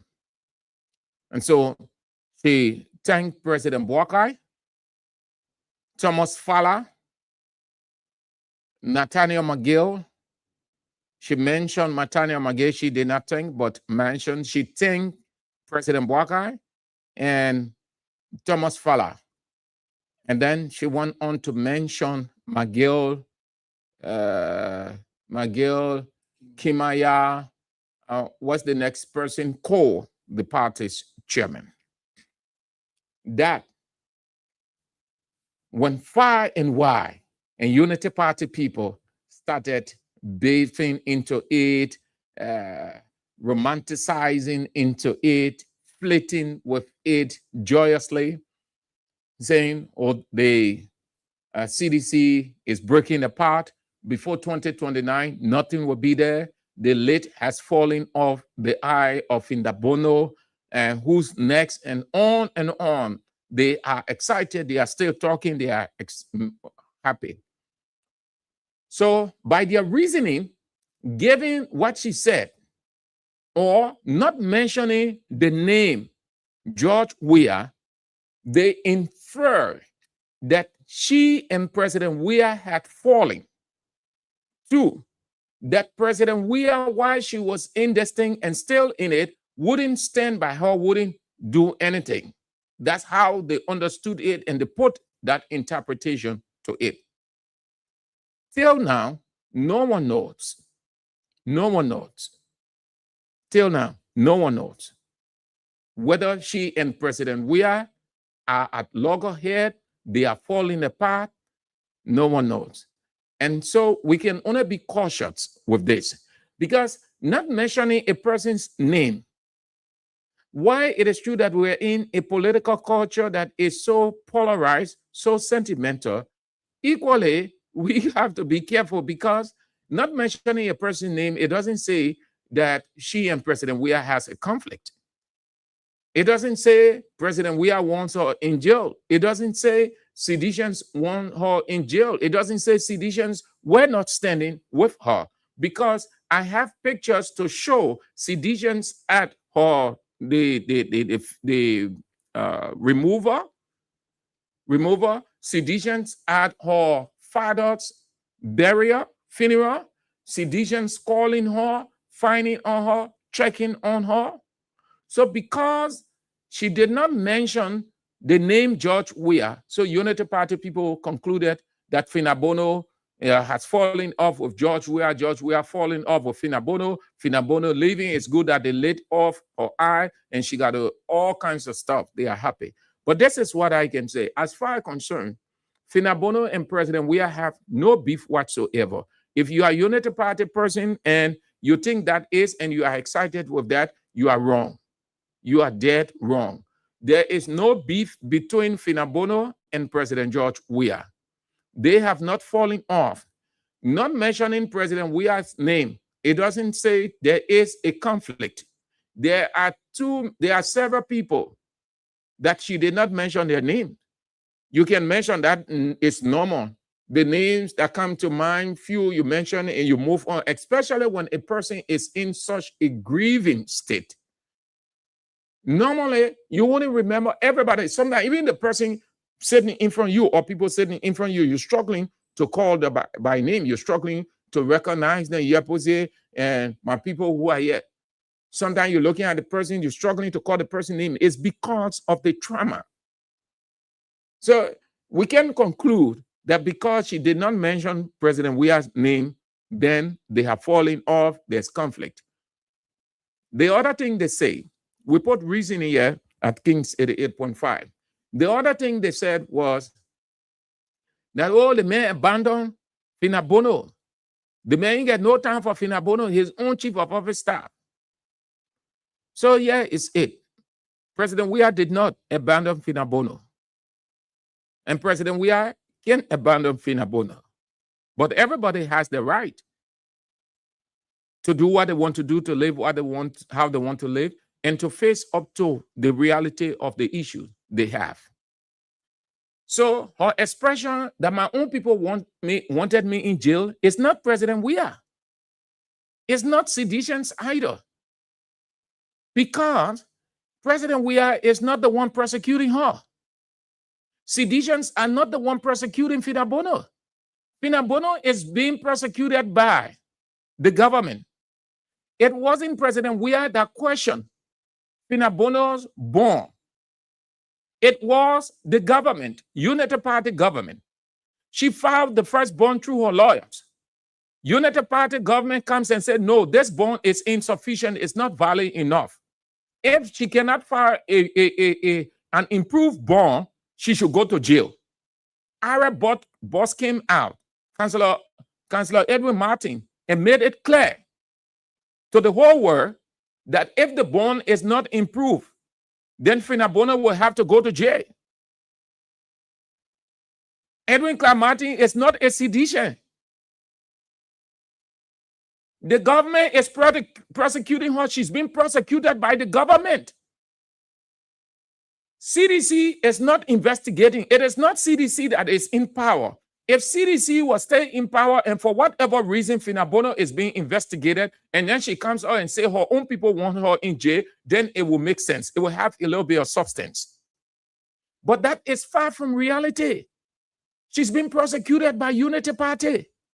Unity Party people want her to give account of what she acquired in her office as chief of protocol and deputy minister in the CDC government. They claim that she brought onto herself or she acquired properties that are questionable. And so they want to know the truth of her establishment. It's not CDC. It's not citizens who are prosecuting her. So how can she say that her own people wanted her in jail? So that one will trash it aside and get substance. Yet the second part with no substance. Finabono will have to face her own situation. She has a situation. Samuel Tuer had his situation, and Samuel Tuer faced it. Samuel Tuer faced Unity Party government. Samuel Tuer did not say, my own people want me in jail. Samuel Tuer could have said that. Did you see George Weah standing with Samuel Tuer? Did you see this? Did you see other people? Yeah, but there were other seditions who were on the ground. George Weah is on official assignment out of Liberia. When he's in Liberia, every sedition that has a problem, George Weah will be represented by his physical presence. And this, the country knows because everybody sees it. George Weah is a humble man. He sees everybody's condition like his. He knows that he was in difficult times and people identify with him. And hence, when people have problems, he identifies. George Weah will not be in this country and not identify with anybody. He will not be at that removal of her dead father. He will not be at the funeral.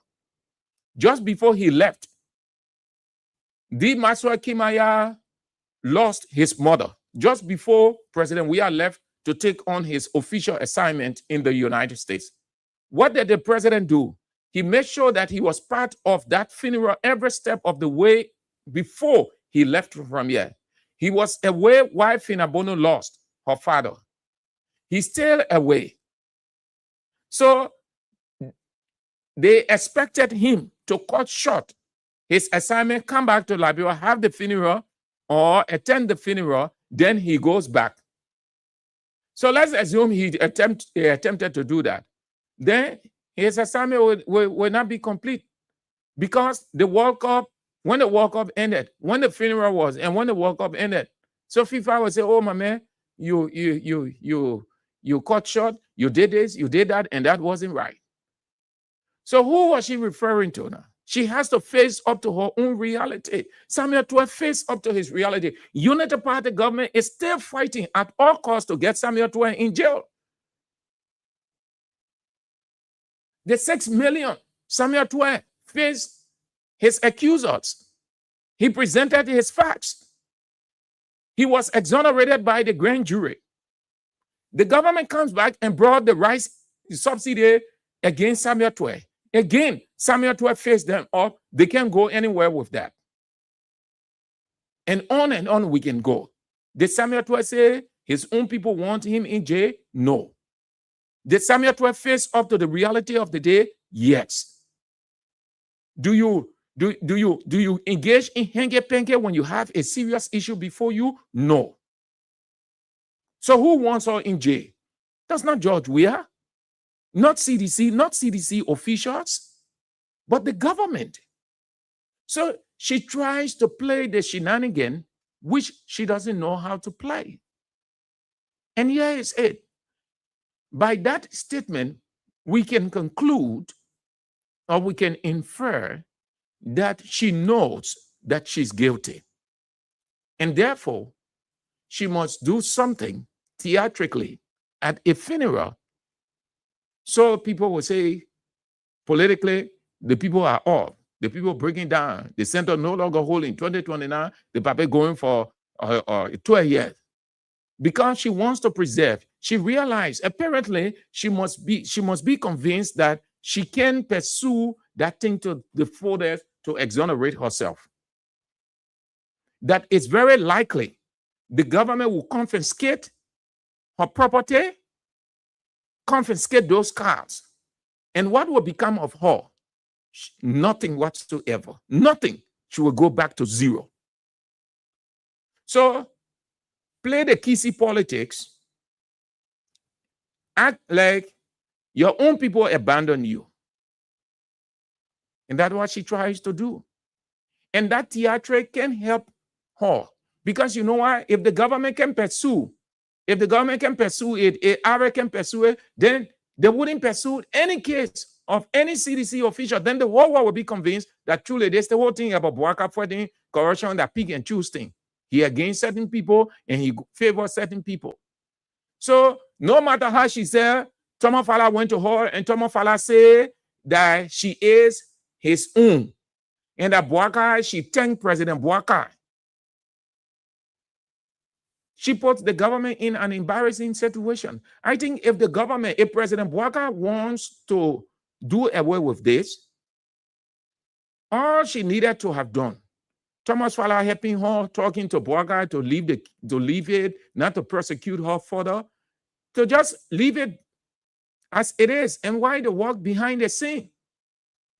And you wouldn't hear Arab talking about it. You wouldn't hear anybody saying anything about it. But coming to the public, using funeral to say your own people want you in jail. Your own people wanted you in jail, as if that your own people prosecuting you, as if that George Weah prosecuting you, as if that CDC prosecuting you. The irony is too clear that not CDC, that expression can only be made if CDC was staying in power, and for whatever reason, CDC is taking action against you, then you say that CDC wants you in jail. CDC does not want you in jail. It's Unity Party that wants you in jail. It's Unity Party that is persecuting you. It's Unity Party that is saying that you stole XYZ amount of money. You built fabulous houses. Therefore, they want to confiscate it. That's Unity Party. Unity Party is the party of the day, not CDC. So Y'all stop this thing. Yeah, this politics here is not helping people in this country. It only puts you in an embarrassing position. Quietly stay quiet. Walk behind the scenes. Since you have Thomas Fowler on your side, he can be talking to Bouaka, his Kisi man. The Kisi man can listen to the Kisi son, and then they help the Kisi daughter. Simple. So at the funeral, here is it. Then I will show you some pictures. Where is my IT Newton Togba? I'll show you some pictures. Yeah, here we go at the funeral.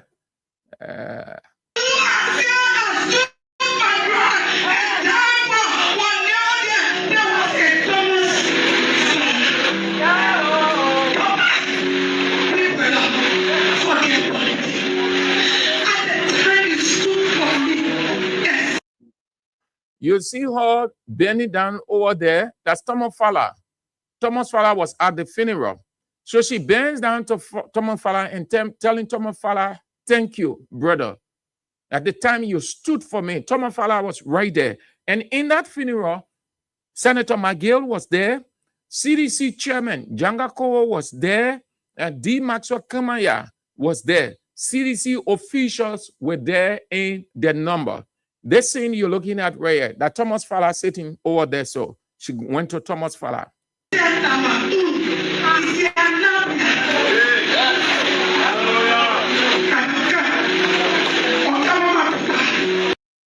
All right, you see that? Thomas Fowler woke up to console her.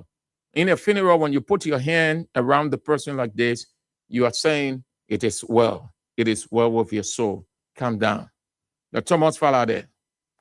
What did Thomas Fowler go? They had, anyway.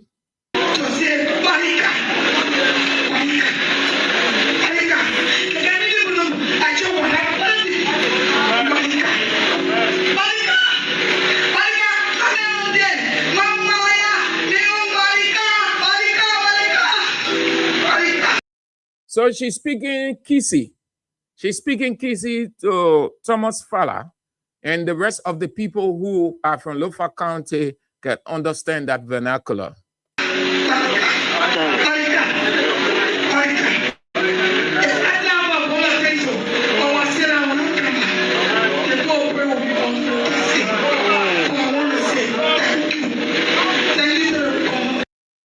I think that is sufficient. So that all has tribute. Now, the rest of the people, I want you to see the rest of the guys who were at the funeral.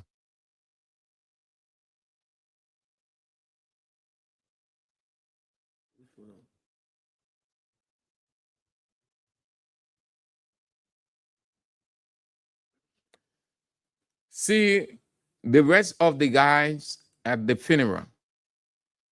So that's the mystery question.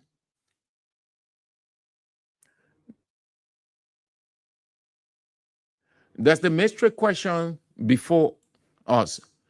Who wanted her in jail? Who wanted her? Now, what she did not say, that what Unity Party people kept on saying. What she did not say, that what Unity Party people kept on saying. They say, Fina Bono say, she was tall. She was tall, meaning she will explain everything she knows about the CDC government. That's what they were saying. But she did not say she will explain. She said, now I learned my lesson. Now I learned my lesson is different from I will explain, or in the fullness of time, I will explain everything I know about the CDC government. That she cannot do because it will open for the wounds. So who wanted her in jail? And who will want her in jail? What CDC person will want Fina Bono in jail? Don't even mention George Weah, because that's not his area. What CDC official, what partisan of CDC will want Fina Bono in jail? What will it profit CDC? What will it profit a CDC official? What will it profit seditions if Fina Bono went to jail? Why not? They are not the one prosecuting her. That's President Weah's daughter. President Weah took her from nowhere, from childhood when she was nothing, and made her into a full woman with every respect and nobility of a woman, representative of a woman. Not only global, not only domestic, not only national, but global. A man who did all of that for you, who brought you from nowhere, for whatever reason, then he would just want you in jail. For what? So that is not clear, but we know that the whole game plan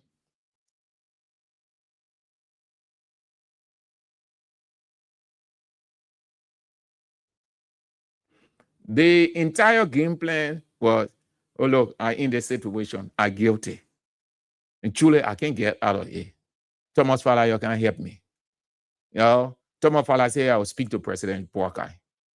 Everything is okay. And watch it. You're not going to see Arab pursuing this thing. You will not see Arab pursuing it. That is the end of it. Apparently, they must have told her to say something at the funeral and thank President Boakai. And even that thanking, acknowledging President Boakai, she put President Boakai in an embarrassing position also. Yeah, how you do such. If President Boakai is going to speak to the Arab people to leave it through the intervention of Thomas Fala, you don't want to go public with such. You want to just leave it. You go to the funeral, give your tribute, thank everybody, you move, and everything thereafter will be worked out behind the scene. But thanking President Boakai, why did you thank President Boakai? Is she saying that President Boakai assisted her with the funeral, that President Boakai provided the money for her father's burial? Is she saying that President Boakai took most part of the responsibility of her father's burial? Because you want to be clear now. Why are you thanking the president? From the day your father died, did the president go there? President Boakai did not go to see you. President Boakai did not go there to see Fina Bono. It was Thomas Fala that went there. So why are you thanking the president? Did the president take full responsibility of the financial cost of burying your father? We want to know why. Why you would thank President Boakai in a funeral? Why? What did President Boakai do? Somebody must have done something for you, or somebody should do something for you to say thank you. Or President Boakai just call and say, my sympathy, and since President Weah, by whatever the situation, though we don't know, but let's, for the discussion's sake, they didn't call you, and Boakai call you, so that's the reason you're thanking President Boakai? Stay will not hold water. Oh, now what? Why did you thank President Boakai? Why did you thank Thomas Fala? Did Thomas Fala take full responsibility too for your father's burial? Because he wanted, the public will just want to know. And I'm one of several persons making up the public. That is the public's thought. Why? Why are you thanking all of these people? Even though you acknowledge McGill, you acknowledge D. Maxwell Kimaya, Janga Ko, did she? Yes. So the conclusion is, as far as I see this thing, she has conceded that she can get out of it by any stretch of defense. So the game politics, as my grammarian would say, the game politics is, Makisi brother, I beg you, talk to President Boakai for me, all of Off and Lofa County. Let him forgive me, lead a thing. That's what brought Thomas Fala in. Thomas Fala is not in because of anything, that because of that. Thomas Fowler is not the hero. So are they telling us now Thomas Fowler is the one who going around stalling government fight against corruption by intervening on certain people's behalf? Is that what he's saying? Because that was actually portraying it too. We saw Thomas Fowler in the other situation. We saw Thomas Fowler boasting that he can do this, he can do that. We heard Representative Yaka Kolba saying, quoting him as making the speaker that he has the legislature under his control. He can do this, he can do that. So that will be another interpretation that if Thomas Fowler, if that what Thomas Fowler is doing, that Thomas Fowler is stalling the work of the very government. It means that he's undermining the government fight against corruption. He's intervening on certain people's behalf. Then everything the government's fight against corruption, nothing. All right, so that's it. Those are the 2 pointers. Let's move now to you to have your say the rest of the time for you. 0772 23 99 33 0886 30 44 97. The women's line 0777 98 03 75. You want to go straight to the point so that I use the next 30 minutes to take as many of you as I can, as I said from the onset.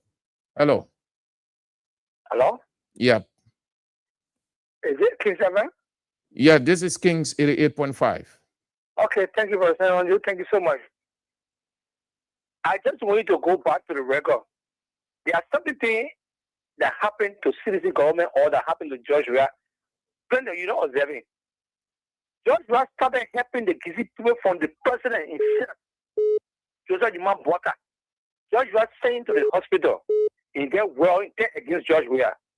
George Weah brought a lot of men from the refugee camp. Joseph, he turned against George Weah. George Weah brought a lot of men from the plenty. Thomas Fowler, he turned against George Weah. Now, another one happening that I didn't tell you today. You see, people were made to be ungrateful. They are ungrateful people. That when she's telling that you see it. The Liberian people got to know how Gizi people live their life. You can help Gizi men from the grassroots. So anywhere, the next thing they will do to you, they will turn you down. They will go against you, and you don't be careful, they will kill you. That lady when she's starting that. So all the good things that George Weah did for all the Gizi people that is brought to permanent today, all of them won't pay George Weah back with wickedness. Now, Pinabolo, who was just sending Kobo infection, George Weah brought to permanent. Today, she telling people thank you. Who should not say thank you? Because the government and the government. So all of them are thinking that. All right, Chief. When they say against George Weah, things will happen wrong. Thank you. All right. Have a nice day. Hello, man. Hey. Oh, sorry about that, man. Yeah. Sorry. That's my car. How are you? Yeah, I'm great. Mr. Carl. Let's hear you.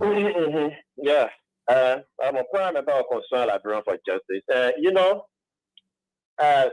The 2 issues were the one that the guys for the other side were flagging this morning. Some police are reasonably concerned that they didn't hear me. So I said, no, I am waiting actually to follow freedom, to follow King, and to follow some of the guys that I so much believe in to back up. About going to the radio. But most especially with Shinabono, when my sister shared that video with me because I didn't have information as to what he said. When my sister shared that video with me last night, I thought I felt so disappointed. It's not that he is doing this to protect herself, but some of us will cut on like I put in our chat room.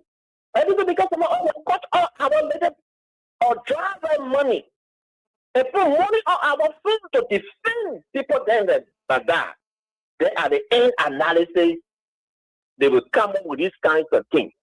So I went out to go check who you wanted to stand with you. The party chairman is there in attendance. Now that I'm executive of the party is there in attendance. So you made mention of Nathaniel Margate there, and also made mention of the former foreign minister, and still to mention who Pastor Chebe too. So who are the people that want you to go? Who you want to believe that thing? So what will come to mind is that your Kitty brothers have advised you, look, man say, I know what happening to me. What you do, praise his own, and then show that you can be able to let you go because you may not survive or whatsoever. They will play you around and all that kind of stuff. Because why are you praising Bouaka? They have killed you around just today again, immediately after the funeral. Today she went at the court again. The second born that she submitted, they rejected it again. So the argument took place today. They said the second born that she submitted, 20 different clients are hanging on that same bomb. So definitely they cannot accept it again. So she must go back again and do it. The judge again reserved the ruling on the later date. So what did Bouaka do to allow you bury your father? But anyway, that President we have said, when we lost the election, that this is a teaching movement. I hope those of us that are holding the ground, they're impatient, fighting for President Weah. Because it's only for President Weah that we are dying here. They wanted to protect his legacy and to defend him. That's what we're doing this in for. But not only kind of for people there. We hope that it will register as a learning curve for all of us. But we are following, we are watching it to see how it play off. And when it comes to Molu, the Unity Party people, they made up. Molu played them.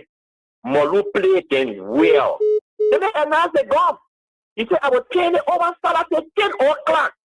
Before they could break, you cannot pick up 4 of police to surround her. He said, okay, but I can't get you the gun. I will carry the gun to the court. Molu dragged it to the court and turn the gun over. So why are you talking about? Molu playing you, and Molu will continue to play you because you are having a door police RG that know nothing. All you know, you think you say we are in the SOD day, so they can continue to play evil, to play all kinds of stuff to perpetrate against people, to indict them and put them in jail. But Molu will be the last person that will go in jail. And let the way he play you, and you will continue to be played because you are a door police officer. Thank you. All right, Mr. Carr, have a nice day. Women's line, hello? Women's line, hello? You are on the air. Let's go with the women's line. Hello? Yeah, good afternoon, sir. Good afternoon. Yeah, calling from Johnson, concern la breath for justice. Sir Andrew, thank you very much. No, Sir Andrew, as he said, Jenna, President Bouaka, Fina Bono business. When you say, oh, my poor people want me to go in jail, and you say, hey, and your people in power, and your people want for you to go in jail. And I'm saying, with your people in power, how about the people that are with you? Now your people there, let me tell you, we told that President Bouaka can't become president for balancing. They say, oh, they in transference. You have seen it, let me tell you, even if Nambono go join you, that will not make for CDC will break down, or that will not make a president. We are not coming to that. So it will show you now that President Bouaka can fight corruption, it protect people, it can fund trap. That we see it, and that is happening. So if they care about it, trap it against Nambono. Nambono is more for the Gisi when you trap it against it. The whole world will confuse. Even the people will confuse. He said it's true. They're only protecting the Gisi, and go for a lot trap. And the city will say, which country? Some to you face some to say, oh, I know my own people want probably just some to facing the reality. And you fought the case, you beat the government fed down, don't move for let's say you operate. You're still running after some to it. Get your Gisi dollar call and say, take you to my past President Bouaka. Why you take for President Bouaka for you? They telling thank you. So thank God that there will be a sponsor that will not be a friend. So let's not President. We are coming. Thank you so much. All right, good. Have a nice day, madam. Men's line, hello? Good afternoon, Mr. Andrew. Good afternoon. Thank you. Well, my name is Liba Sandy, and this afternoon I'm calling from Chicken Factory, proud member of Concern Librarian for Justice. Well, Mr. Andrew, I listened to you and you said it right on the issue of Boluba Bolu and that of the Puli Aji. You know, it's true. The Puli Aji planted police officers among the protesters. But for me, the reason I had this problem with Bolu is that when they arrested that arm, immediately either call your lawyer or do that process ground though. But as you were saying, they have police condition within that area, they have commander. They spray the arm and turn it over to them. So for me, I think what you just said, it is right. You tell on that side.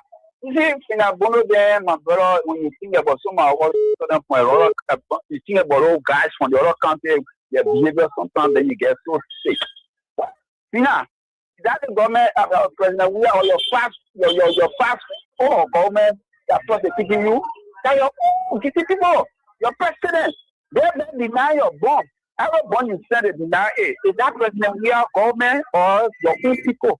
But sometimes when we listen to some of those people that enjoy the past government and they come in all the chest stab, then sometimes they get some of us sick. Because the fact is this, when you are there, go for what you go for. Be there for what you were there for. But they just struck us small. Coming out to say things, not even to say.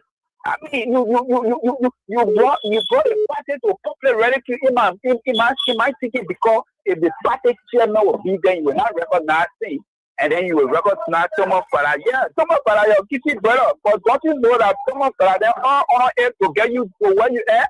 Because they want you to get on their side. So they will do everything. If you will be telling President Baka, thank you, they are not know what you will say to President. We are doing. This is the kind of control we have, my brother. That we are most of us not for this kind of trouble. Quite to give her, and that what is happening to her now. Again, is testing the government testing, and so she wants to give her and then condemn what she received before. The first year she was there. You all immediately, but just 1 minute now you come in and condemn me. Everybody, even been supporting the lowest man who been clapping for you now. Who was there at the foot? All right, Chief. It's not good, man. We have to be honest to ourselves in the country. Thank you, Sam, for putting me. All right. Women's line. Hello? Hello? Women's line. You are on?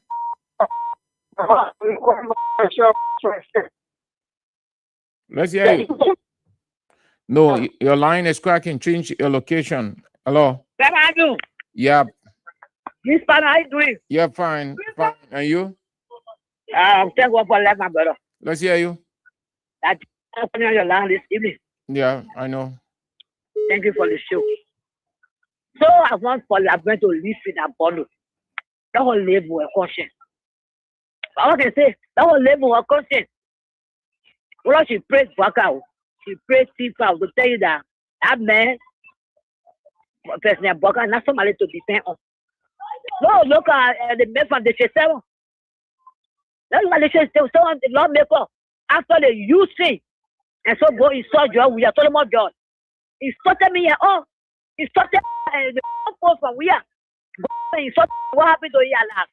Hey, like confess, say, "Na cool game fool. You are dying with the petrol everywhere." Now be very careful. Don't know what she came from. You shouldn't forget her root, what she came from. What can I say to her? So let leave her alone. No, let her content. She was started as a barrel or foreign barrel. So that you are equal. The pragmatic said the money they get, the husband they get for bomb. The last time that one, not enough. They get them the 2 hours, 3 days to do something. Ebola bomb. They not agree. So I will call Tifa again. So guess what? People tell the people as a bomb fee. So these people are living in a bomb. The world she pay Bokao. She pay Bokao. A left for them. We are say we are. We say beyond we are. Let's see the kingdom of beyond we are. And we're going to be complete man and say let me start job we are. So go to Bokao and left with them. Then you are do what this. Like I said, the Labrador people. Let's forget. Thank you. All right, G. Pardon. Have a nice day. Men's line. Hello. You went off. Women's line. Hello. Yes, sir. Yep. Hello. Yeah, hello. Am I being calling for attention? Let's hear you. Yeah, sir. That protest Friday went for it. Now, on right between all I was standing there. When I came to right there, the labor run and take on. They go and kind of go to the chairman who were there. Well, all I think that happened. But the people never harm nobody. Then they let that they go. To the point of Pinabono. Me, it helped me, but it not helped me so far. Because I know The people they're protecting their property. But what there now? What there to hear you? Why hear you now? Oh, I said nothing hear me. I thought you say hear you. No. I said not feel bad, sir. The people when they go, they're not make seriously. Now we are made seriously and go, and we made seriously. When they talk the party, I call for and we stood back, we went with broke ground, we were many in the scene. So we not fear for that thing. They go protecting their property. The property they get from all we are, that they're protecting. If they not protect it will move in their hand and people will take it free. So me I know. After 2029, 2029, when they see me coming, the people will come back to their party. And when they come back, they report it there. Because when we are telling the citizen, when the people come back, they should not take it to granted. Because the people come from the party, they will pay damage because they come back. The email that they put behind the party, they will settle that email before they will enter in the party. But me, I'm not too bad for it. But they will come back to the party. Me, one thing I'm seeing that they are property they protecting. Because that's some property there. Thank you, Papa. All right. Have a nice day. Let's bring on Mary Nelson. Hello, madam. Hello, is this Sam Andrew, sir? Yes. Okay. I'm watching and following the show. My name is Sis Mariah, and I'm following the show. Thank you for the show. I'm calling from the U.S. Dallas, Texas. You know, some of us been quiet for a while due to our own things we're going through in life. I only came here for this Finabonu thing, and I want Liberians to listen to me as well as CDC, including you, journalists. We must be careful how we're talking around here when it comes to George Weah with this Unity Party and this whole Liberia ruling business. Can we please, I'm asking Liberia and I'm asking the sedition as a whole, abroad and in Liberia back home, can we please give God a chance to clean around George Manning Weah? He's cleaning up. If Jesus Christ was betrayed, mankind can be betrayed. If you're a Christian listening, you're reading Bible, you're going to church every day. They never told you about human being. The heart of a man is desperately wicked. This little girl here, just leave her alone. These are all distractions. Leave this girl and leave these people. Let God clean around George Weah by his grace. So when he's bringing him back, because everything we do in this world is by the grace of God. People just get up and talk, get up and talk, and get up and talk. And they don't know the next minute what can happen. The fear of God have left Liberians because of politics. And we, the native people, it's a lesson learned for the Southeasterners. Your own that your own, so that it will come for the election by God's grace. I'm 74. Yeah, your own that your own. They go to Sino, Grand Cruz, Kepamos, your own that your own. Because they and let me tell you, truth be told, it's not all the Lothian that are against George Weah. Like still children die in Lofa for George Weah. And there are still people there that are supporting George Weah. So we got to balance this thing. All in all, I don't want to waste your time. Let God clean around George Weah. For God's sake. You're leaving now, let her carry her load. Everything that's ceasing, God is a God of time and ceasing. That it's time for them to stay around George and that it's time for them to go. I hope they manage what they carry for their children. Because George Weah will remain George Weah. He's president already in his own right. He's been blessed. It's good to know these people. Let it come out. More will come out. We're not going to call names, but more are going to come out from the tribe. So your own are your own. So that if you're from Sano, vote Georgia. You from Kepama, vote Georgia. You from the Southeast, vote Georgia. Then the other tribe too, they got people there that love George Weah. I know what I'm talking. The children have died for George Weah. So Fina alone, not make Lofa. Common Father alone did not make Lofa. They still got people who love George Weah in Lofa. But time will tell. All we have to do is prove for non-life. I don't want to take all your time. We got more information. Thank you. May God bless you and save the state. All right. Thank you too for calling in to voice your concern, Mariah. They're from the United States. Let's go to this man's line here. Hello. Good afternoon, Mr. Sam Andrew. Good afternoon. Yeah, I'm Peter David Castle, cover under the street light in Lower Johnsonville. I'm an outstanding member of the Concerned Bureau for Justice. Mr. Sam Andrew, firstly, let me extend my thanks and appreciation to all Barcelona fans and who supported and defended Spain in this particular 2026 and 2025-2026 FIFA World Cup. You know, people who were looking Spain from the beginning, and today their performance and it surprised the entire world, and they deserve the trophy.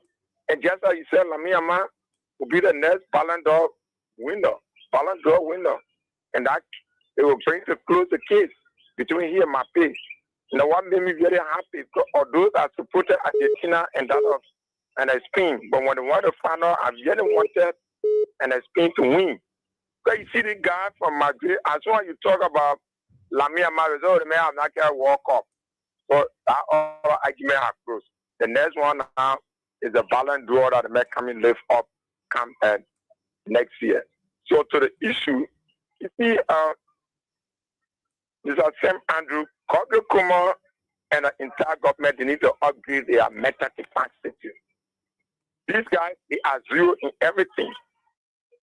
Kwame Nkrumah, on the eve of the protest, Kwame Nkrumah told the Liberian people that he arrested petrol bomb. And he did not even show us a video or a picture of those that he arrested a petrol bomb.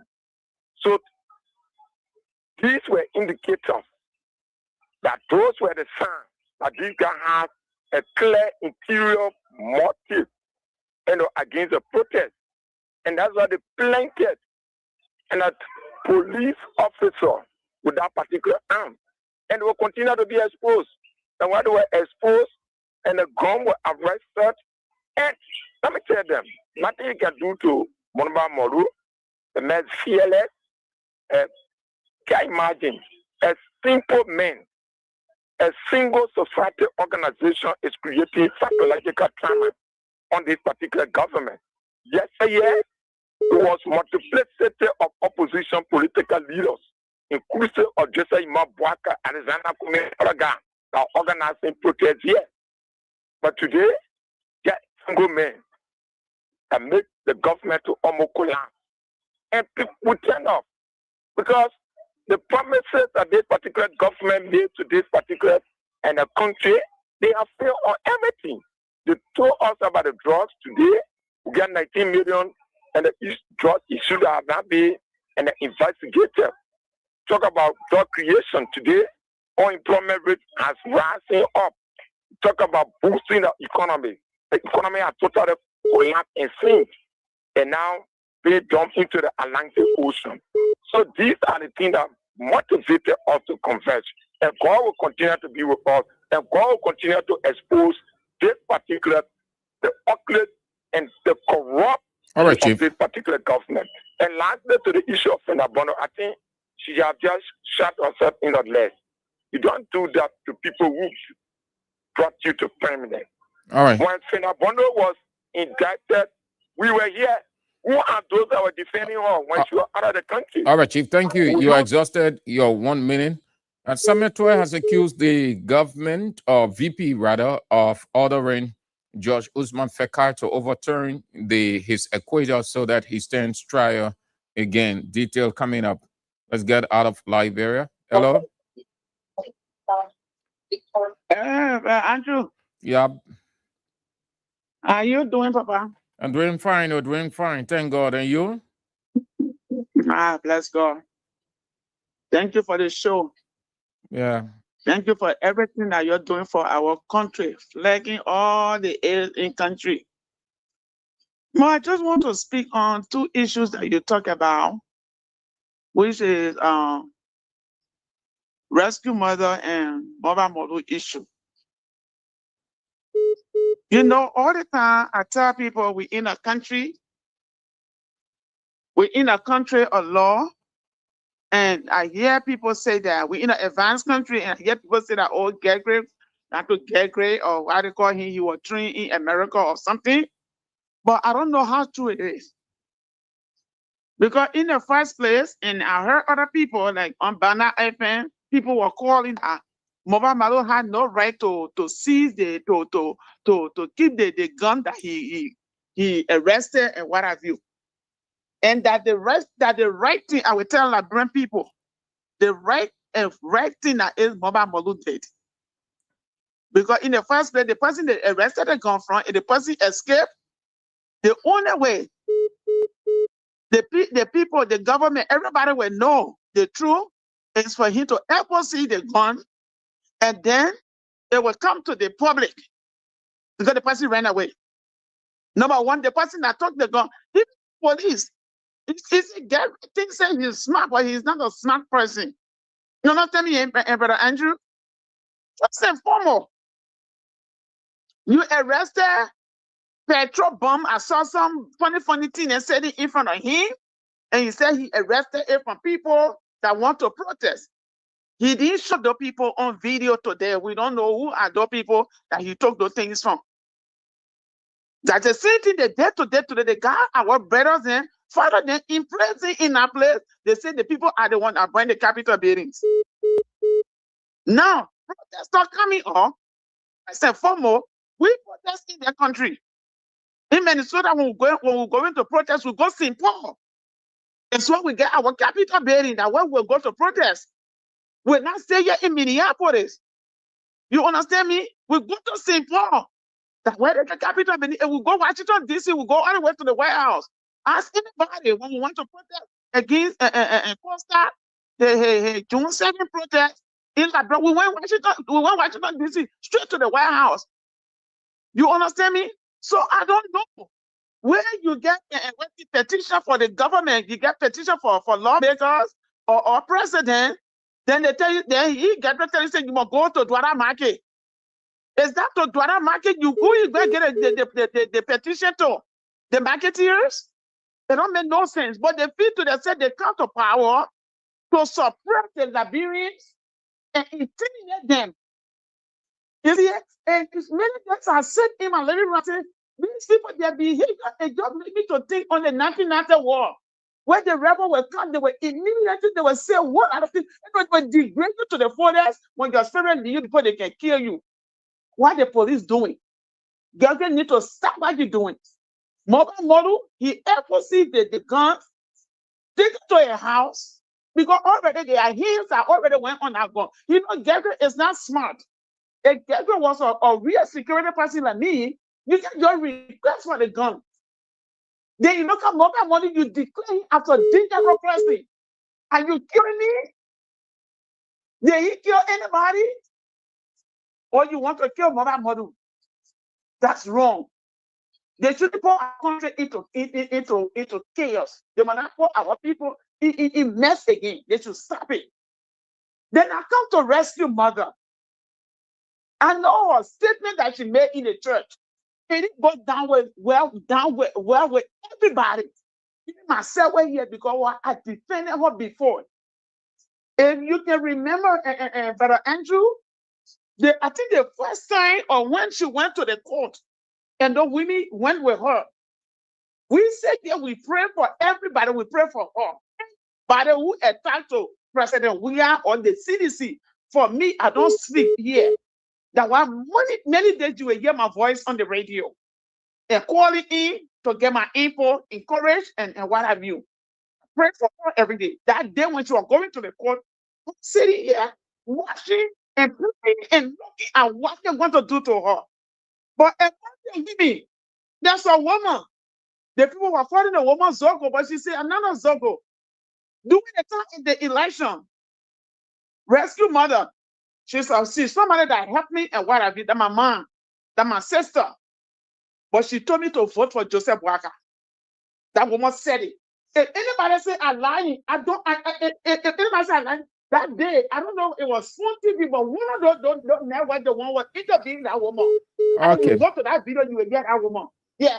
The woman made that remark. She said, she told me, they said, well, how the woman will be for if she was seditious?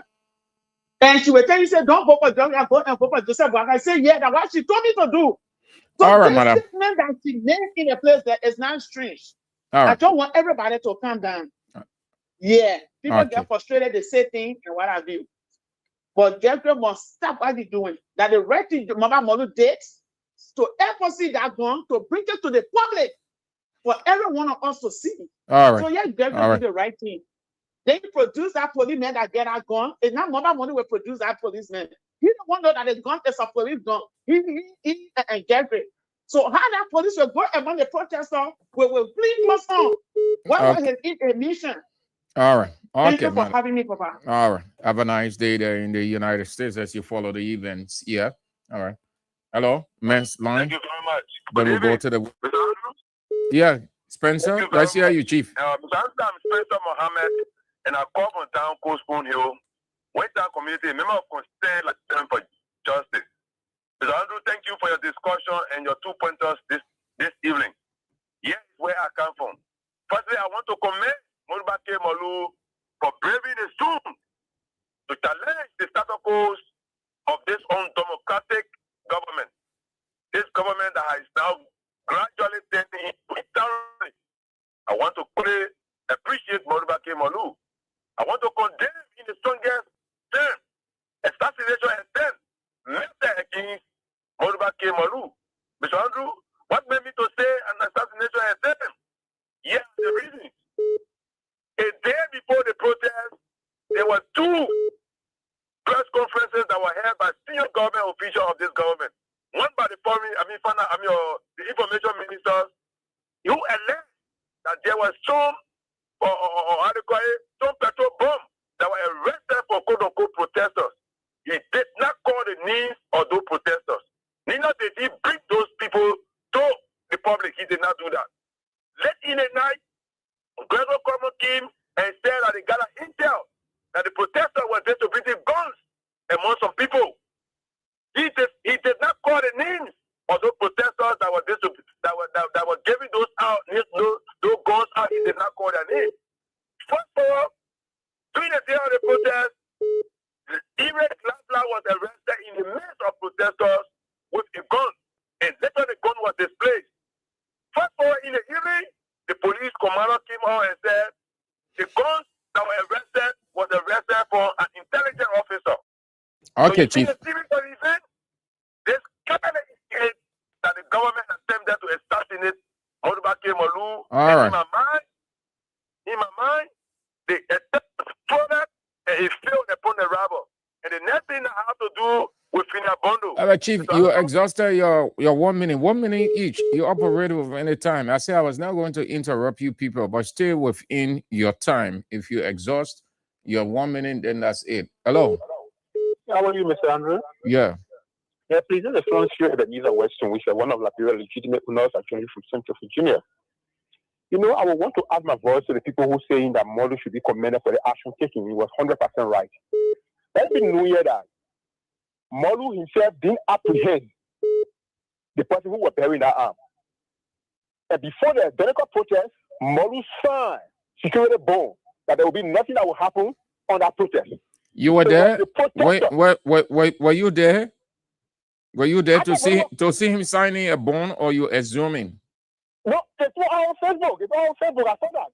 The police where I just hearing that from you because we follow all of the events. No, it did happen. It did happen. Actually, it did happen, Mr. Andrew. My man, don't lie, man. The man did not sign any bond. How you go and sign bond that anything happen, hold me responsible? Moluba Molu, as literate and exposed he is, was stooped so low to the police shenanigans. No, Chief, that is not true. Drop that. Go to something else. Let me take that back. Let me take that back for the sake of the conversation. I'll take that back. But be it as it may, if anything were to transpire on the scene of the protest, Molu would have been one share responsible. Like you have very said fair for the author of the show, the police director have been conducting himself in a way that proved that he has something against this Molu. So he kind of finding whatever means there is to get at this Molu. So if Molu was not to take that gun and hold it in some manner, you are going to hold it. If something was to trigger back, Molu would have been the world today. He would have been the one today. And you heard the caller before me. The identical police prior to that identical protest started coming from all kind of media to scare people away by telling people that there were people they arrested with petrol bomb and what have you.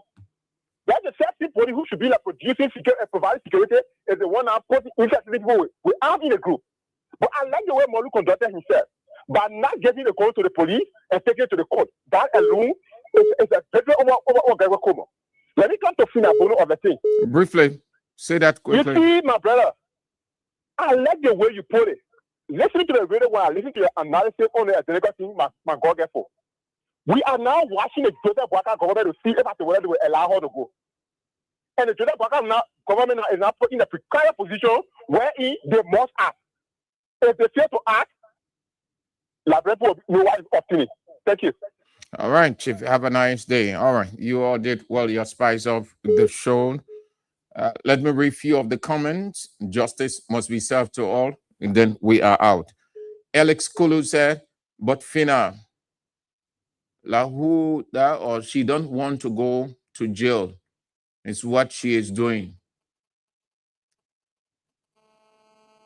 Paris Lobot said, my sister, it is a great one. Good point. God is trying to clean around President We are. Okay. Paris Lobot reacting to Maria from the States that said it should leave it. George, God is cleansing George We are atmosphere. Charles Bagari said, oh, that's the same thing. Mama, you say it, all wise woman speaking. Okay. Joseph Weah, that ungrateful behavior Liberian people have for each other. It will continue to suffer Liberia. No wonder why Liberia is not going forward. Akaman Saki, Finabono is a disgrace to herself and her family. Share the show as many times as you people can all over. Let the people around the world know what's happening. Share it as many times as you can. Josephus Manen said, this guy just said it all about the Kisi people. Vinda, enjoy the CDC government, then any other official. There are many people who suffer to bring CDC to power in 2018 than Finabono. So if she needs to go to jail, let her go there. We know Fina house in New York, New Jersey. She was ever dreaming of buying a house in America before when she was selling Coke Bowl in River G County.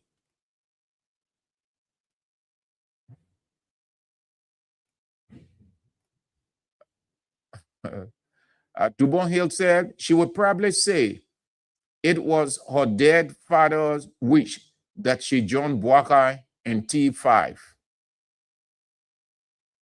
Cecilia Yeoman said, Mr. Fala, thank you.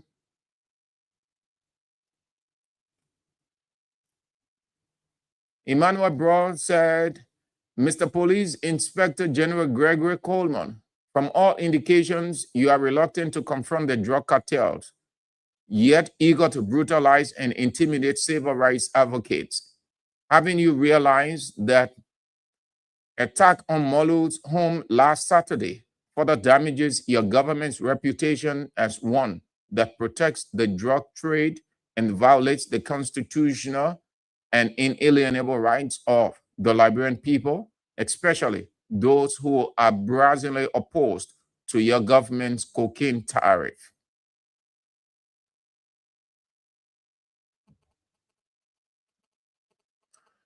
Peter Lane Gao Roberts said, absolutely true. Our fearless general, Akaras Gray, okay, reference to what I said, Gray is always there for CDC and seditions. Fred Nimlan Dick said, but the IG already proven Molu claimed that there was a gun, certainly. Okay. So that's it. Thank you all for the comments too, as well as the calls. Share the show, share as many times as you can. That's it. Victoria T. You know what is the other way around. Eh? So July 26th is on the country will be at 179. The country's age will be 179, gradually approaching 200 years. It will be celebrated on Monday because the 26th falls on Sunday. So next week, Monday, it will be the day of the country's celebration at 179. Thank you all for being with us. That's all the time we've got to be with you on the show today, Real Talk. Let's do it tomorrow if God permits. But before then, you want to join us at 8 when the man of the hour, the teacher of the land, the light of the nation, the evangelist, and Anthony at Law, A.B. William, is in with Face the Issues at 8 o'clock. You don't want to miss it. And after that, tomorrow morning at 7, Israel Bowiasie is in with Let's Talk About It. Until then, if God permits, we're back tomorrow with another presentation of Real Talk.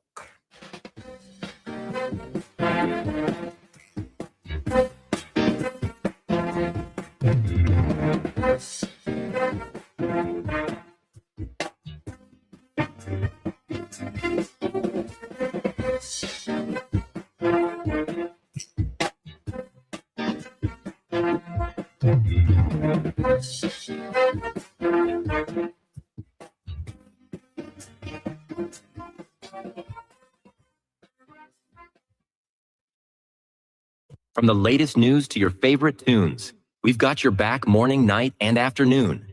Join our family, connect with your crew. Kings FM 88.5, just for you.